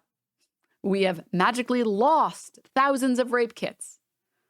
And that's getting one done, which she did not say that she was raped. She said that she was just physically, sexually assaulted.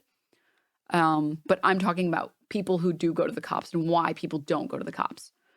And then dealing with all of the lawyer fees, all of the courthouse fees, and then dealing with having to do that for years, all while other people could be potentially getting harmed. And you get to relive your trauma every time you have to show up in court. And even if you do all of that, there are still people that won't believe you.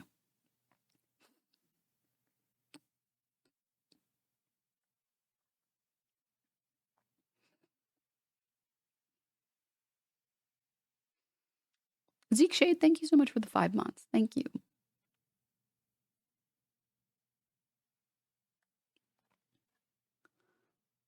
There was something else that I was going to read as well.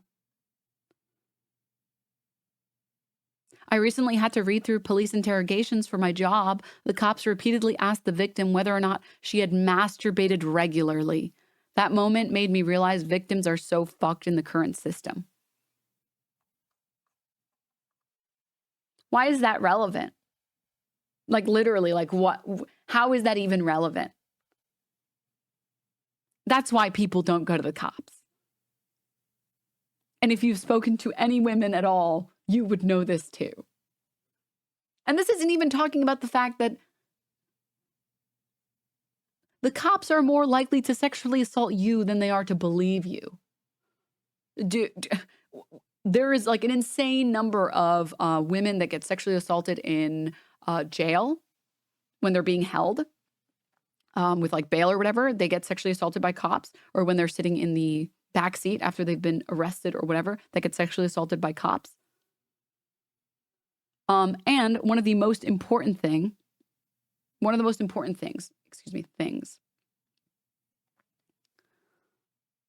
is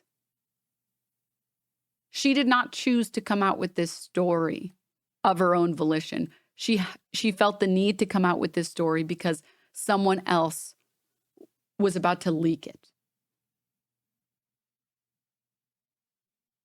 And someone else said, hey, you're the guy defending the guy who invites fucking 18-year-olds to drink in their hotels or whatever. AI Overlord, thank you for the 12 months. Tony, thank you for the Prime.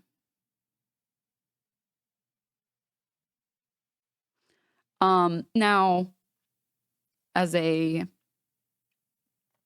summary is not really the right word.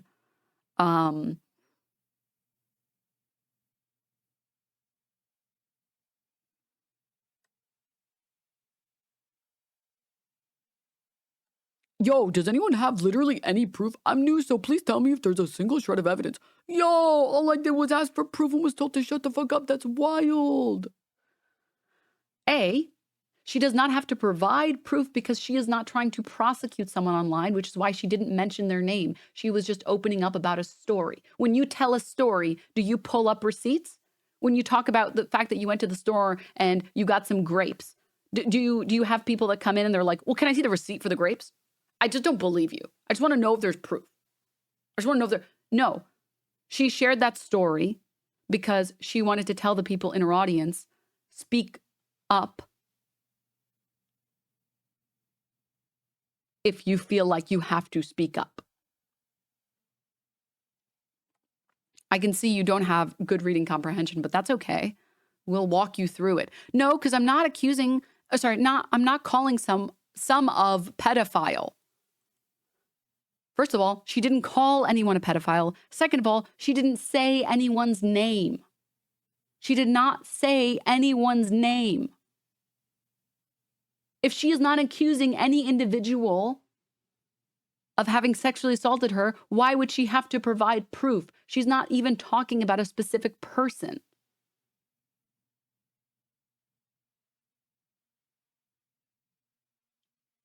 She's talking about her story being sexually assaulted. She's not trying to cancel anyone. She's trying to open up about what happened to her, to tell people that it's okay to hurt and you should speak up if you feel like you have to speak up, and you shouldn't let other people silence you. She's not trying to call someone out and cancel someone and destroy their career or whatever. She also isn't calling anyone a pedophile. She uses her age and says that she was 18 at the time to show that there was, an 8-year age gap, and that there is a huge power imbalance between someone that is 26 years old with a lot of wealth and a lot of fans and a lot of power, and an 18-year-old who doesn't have any life experiences and is in not the position of power. That is why she described herself being 18.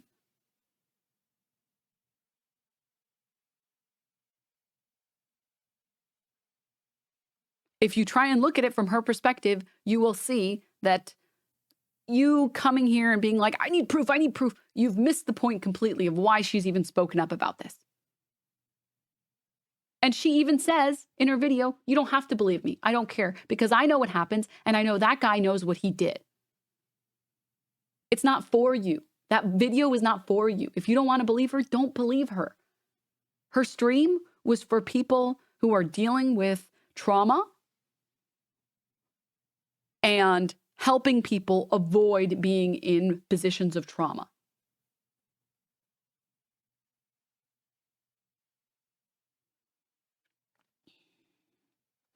I think the fact that George is saying how he's going to talk about it is proof enough that he did it, since he didn't even bring up his name yet feels the need to defend himself. Yes. So as a bit of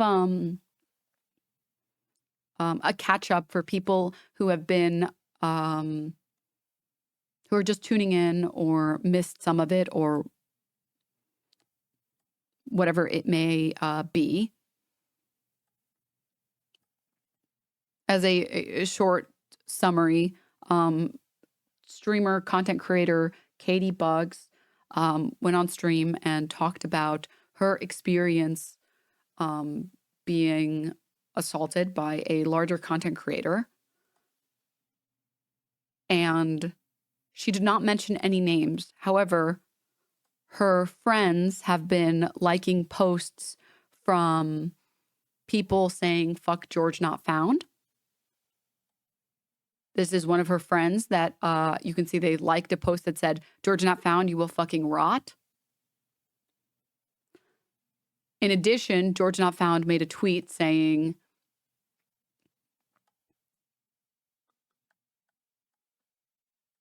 that he will come out with his side of the story soon. So it would appear to be about GeorgeNotFound.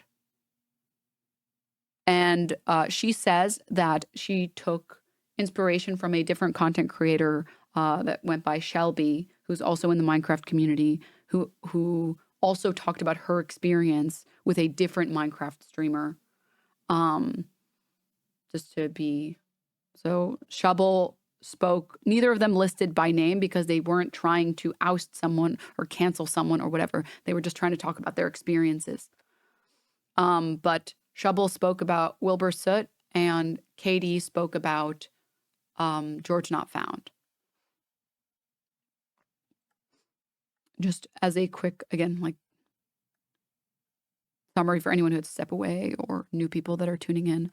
Now, it would appear that before we get into anything else, because there are more stories that have developed, and the person who has most recently, a new person has spoken up about a new Minecraft streamer. Someone named Andy is speaking out about a Minecrafter named Puns. And it's important because it provides context like this. So I do want to read it. It is a very long post, but it does provide context like this. Again, this is a post from Andy talking about puns, which is a different people.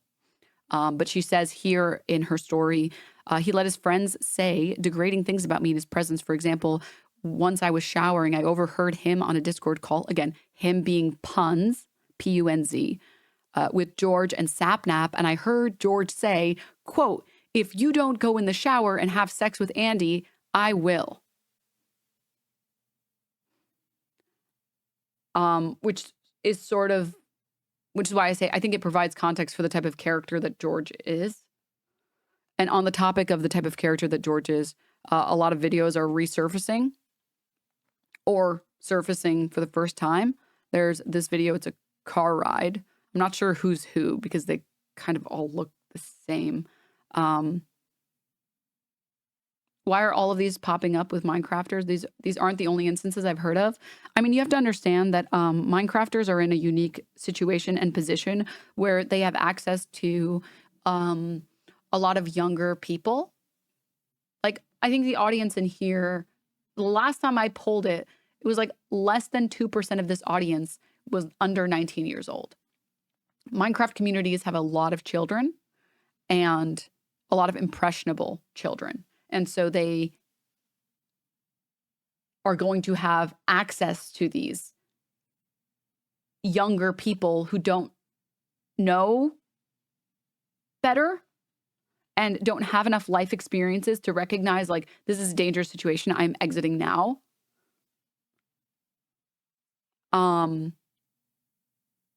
And a lot of the Minecrafters that rose to fame didn't get a real job ever. They got fame when they were really young. They didn't have a real job. They maybe didn't go to college or anything. They didn't have any life experiences outside. So what happens when you're a male creator on the internet and you get a lot of success and you've had no real world responsibilities, you start to walk around and have an air of like, I am untouchable. Add that to, or like combine that with the fact that you are surrounded by fans, adoring fans that want to spend time with you that are young. And it is a recipe for disaster. Now, right, so like we were talking about videos resurfacing, there's this one. Sexual assault cover up. What did I cover up? What? Who was it? What are you Who was talking it? about? Was it Sapnap? Your What sexual am I doing? What dude, have your I sexual done? assault cover up. What did I cover up? What? Who was it? What are you Who was talking it? about? Was it This is the Gumball voice actor and Dream in an Uber. Oh, little Sil. No, thank you.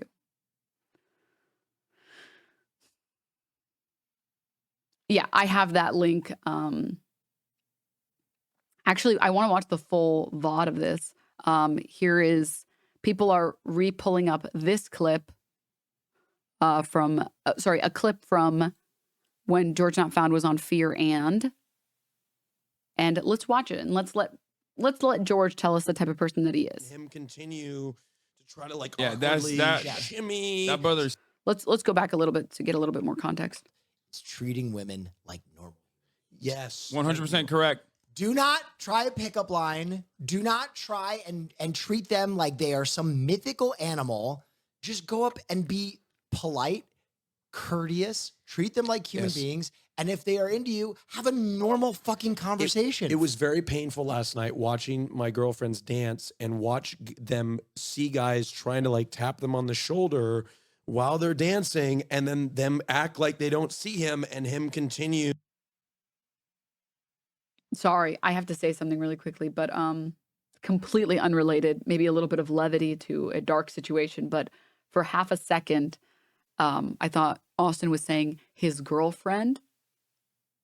And I was about to say, man, he is not beating the straight allegation. And then I realized, oh, he's saying his girl spacebar friends. Okay. He has not exposed himself as actually straight yet. No. Okay. All right. No, he's talking about his friends that are female. All right. We will expose Austin for being straight. We will. It's going to happen. I promise. Anyways, back to the video. Or girlfriends dance and watch them see guys trying to like tap them on the shoulder while they're dancing, and then them act like they don't see him, and him continue to try to like awkwardly shimmy. That brother's starving. Around. He's already And he's like, What cooked. if they're just drunk and they don't know what they're doing? Are you?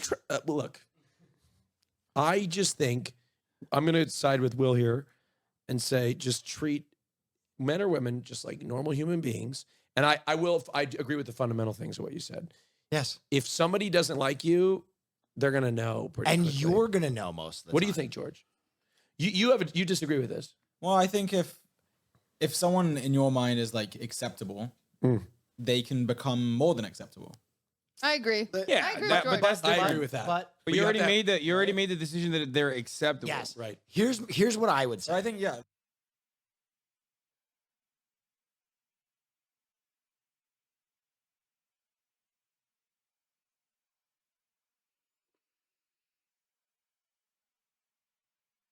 No, I think if I'm going someone to be has- very frank about Riz. This is my full take. I think Riz, swipe, game, it's all very problematic because it creates a mindset in young men that they can win someone over. You got to rewind and watch Will's face.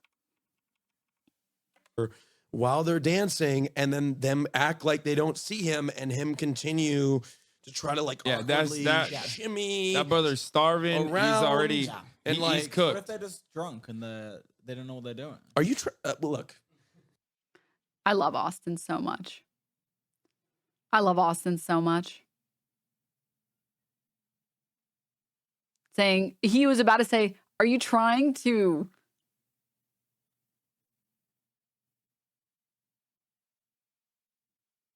He was about to cook and he was like, no. You know, he almost said, are you trying to defend them? And then look at Will's face.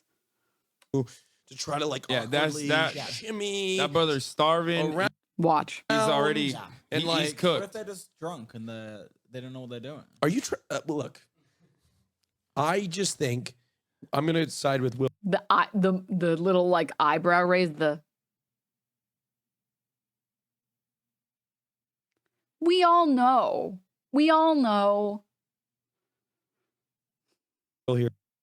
Here and say just treat men or women just like normal human beings. No, Will is really cool. I mean, I respect everyone in that room. I think Cutie was trying to diffuse the situation. Yeah. And I agree with the fundamental things of what you said. Yes. If somebody doesn't like you, they're gonna know pretty And quickly. you're going to know most of the time. What do you think, George? You disagree with this? Well, I think if someone in your mind is like acceptable, they can become more than acceptable. I agree. Yeah, I agree that- with but George. that's the- I agree with that. But But you already made that. You already made the decision that. First of all,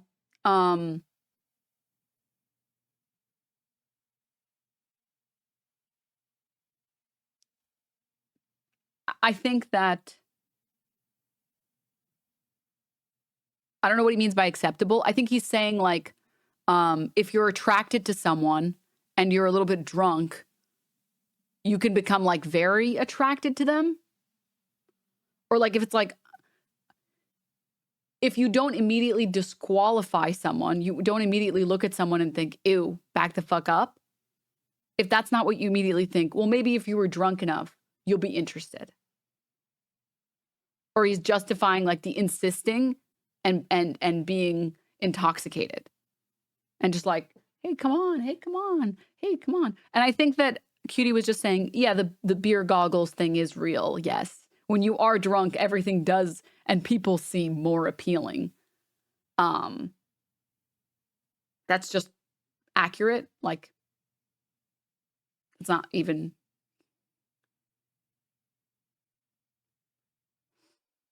Alcohol literally lowers your inhibitions. Yeah.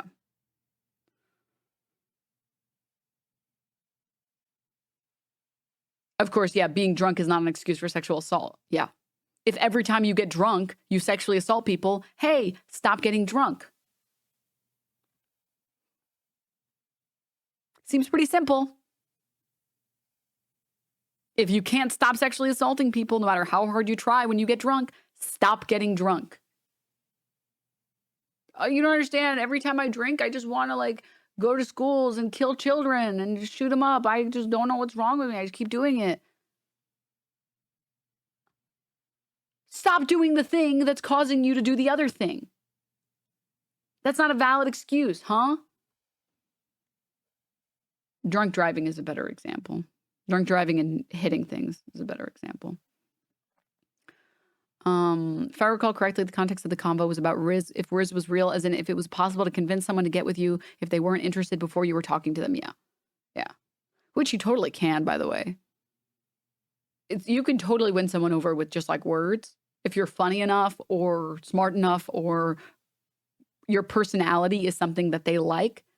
And physically, you are, maybe you're not the most attractive person to them, but like, you're past the threshold of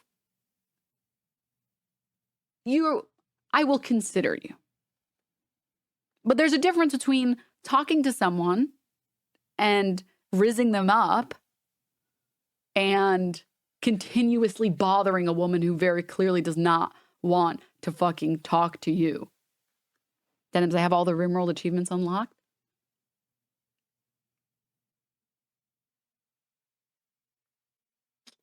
What's your number, baby girl? Shit.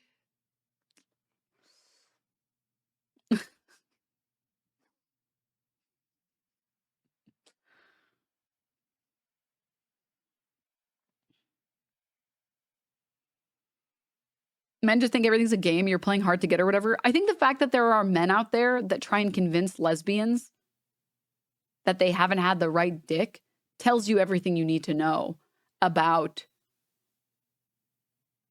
creepy straight dudes.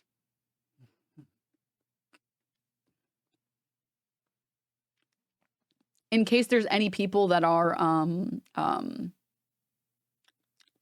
self-reporting in chat, just for you, not all men. Not all men. If you haven't done it, I'm not talking about you. I'm talking about the dudes that do it.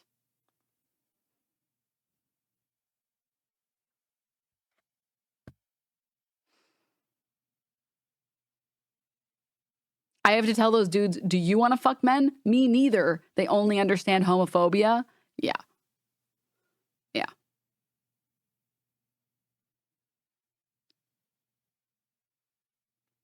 I will debate you in the marketplace of ideas into having sexual intercourse with me. Ben Shapiro when he's talking to his wife. Well, as you can see, according to my spreadsheet, we only had sex twice this year, and I don't think that's below quota. So, I think that we should really up our numbers.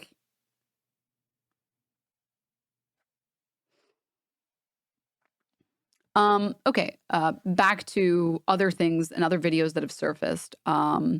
There is this collection of clips. It is Twitter account that says, this is all I'm going to say publicly. He was very touchy when he was drunk. He's literally been slipping his hand down Karl's shirt. He also defended sexual assault because what if he was just drunk and didn't know what he was doing? And that's the clip that we just saw, but there's 3 other clips that are, I think, new here. It's a lot of effort. It's a lot of effort to explain. It's a editor, I'm so sorry. I'm actually really sorry. You're being weird. I'm gonna say it. I got in my car, brought all my friends. I'd never been drunk before, and basically I drank the fuck out of. Wait, touch him! Touch him! There we go. Look. Which, by the way, The victim that spoke out said that he did this to her.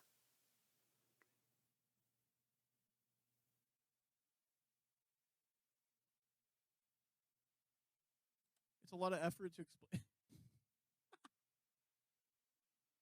It's a So you guys can get an idea of what she's accusing him of. And this is someone that he did not know beforehand, someone who was 18 years old and very drunk.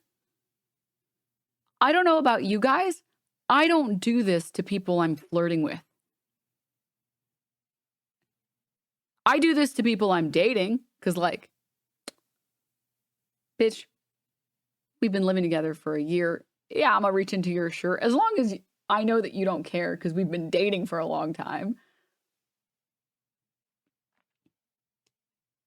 Yeah, of course. Yeah. I think after a certain point, it's like slapping someone's ass. Anyone in here slap their husband's ass or their boyfriend's ass or their girlfriend's ass or wife's ass? At a certain point, you both know what the boundaries are and you know that you can at any point communicate, I don't want you to do this anymore. Or I want you to do this or whatever.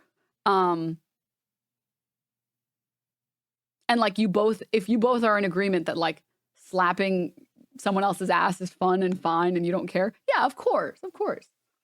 And if anything changes, you would communicate that to each other. Yeah, go for it. I slap my wife's ass every day, 13 years strong. Yeah, exactly. It's basically agreed upon boundaries. If you've been doing it for years and both of you always laugh when you do it and there's nothing weird or anything about it. Yeah, that's just being in a long-term relationship. A stranger, someone I meet for the first time ever who looks really young and really drunk, reaching over and groping them under their shirt.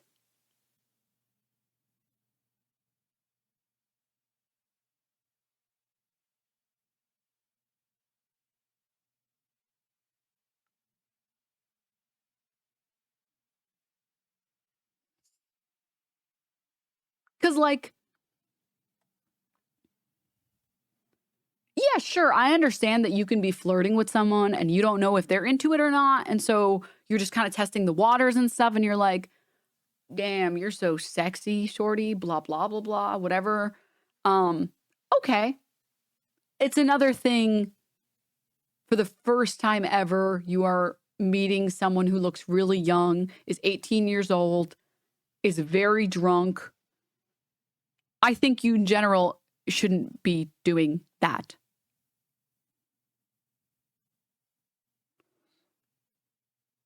That is not a testing the waters kind of move. I think maybe like the most you can go on like testing the waters is like maybe like a light hand touch, a little hand holding. Someone's hand is somewhere and you kind of just like maybe reach over and touch their hand. Maybe.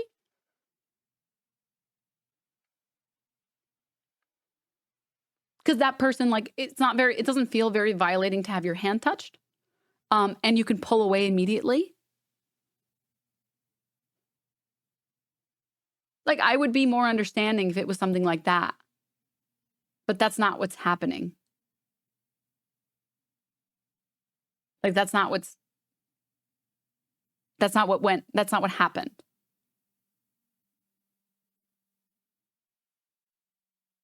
Because I don't know about you guys, but when someone like, when you're both like chilling, maybe you're like sitting on the ground and your hands are on the ground and someone like gently like brushes their hand against yours.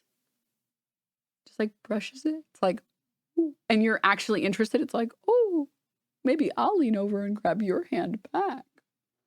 Ooh. And if you're not interested, you can just pull away and then just leave it alone. And the other person should not continue to pursue. I think a hand swipe or a slight hand touch is like an acceptable vibe check. This is not. And I don't think that there's any universe that this is.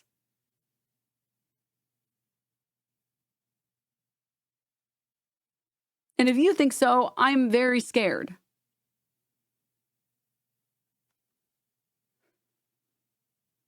Courting rituals exist for reasons, and one of those reasons is consent.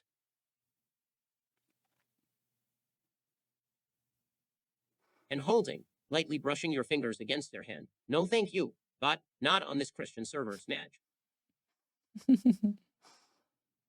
I'm neurodivergent as fuck. I've never had issues with this. No excuse. Yes. Well, yeah, because these people know what they're doing. They know what they're... This guy was 26 at the time. He knew what he was doing.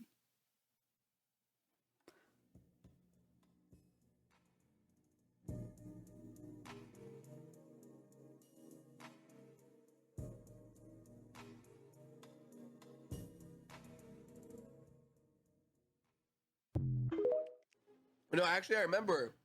6 months I DNM remember. I love. had to like, bro. He would not leave me alone. Like I was sitting down. Thank you, leftist. Obscure somewhere, leftist. and he would just not get off me. I was like, dude, get off of me. He just kept trying to like get on top of me. I was like, get off me, bro. I was like, get off. I was like, George, if you don't get off me, I'm gonna whoop your ass. And he finally stopped. I was like, he's like, he's like, get on top of me. I'm like, bro, get off. And then he's like, no. And I'm like, push him off, and he comes back. He's like a like a dog. I was like, get the fuck off.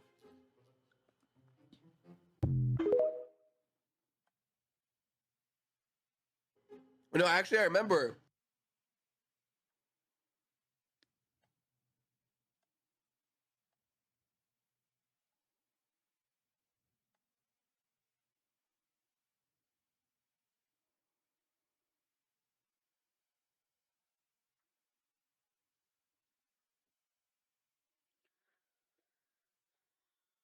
Jesus. Let me clear up some of these tabs.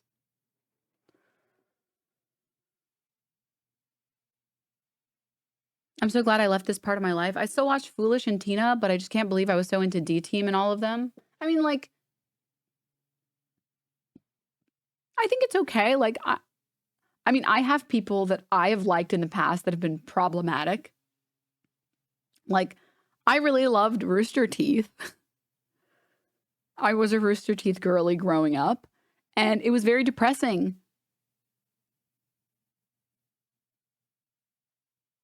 To see all the terrible shit that happened there. But I didn't go and immediately fucking defend them and like, no, you don't understand. Okay, they helped me through a hard time. Okay, listen, they would never do that. It's like, no, I'm not gonna do that. I used to love Dave Chappelle. Dude, I used to love Dave Chappelle. He was really funny. He used to be really funny. The thing is, if you're even just this normal, okay, you just have 1% of humanity in you. 1%. You understand that someone being a piece of shit overrides your love for their content. Had George started his talking stream yet? He hasn't yet.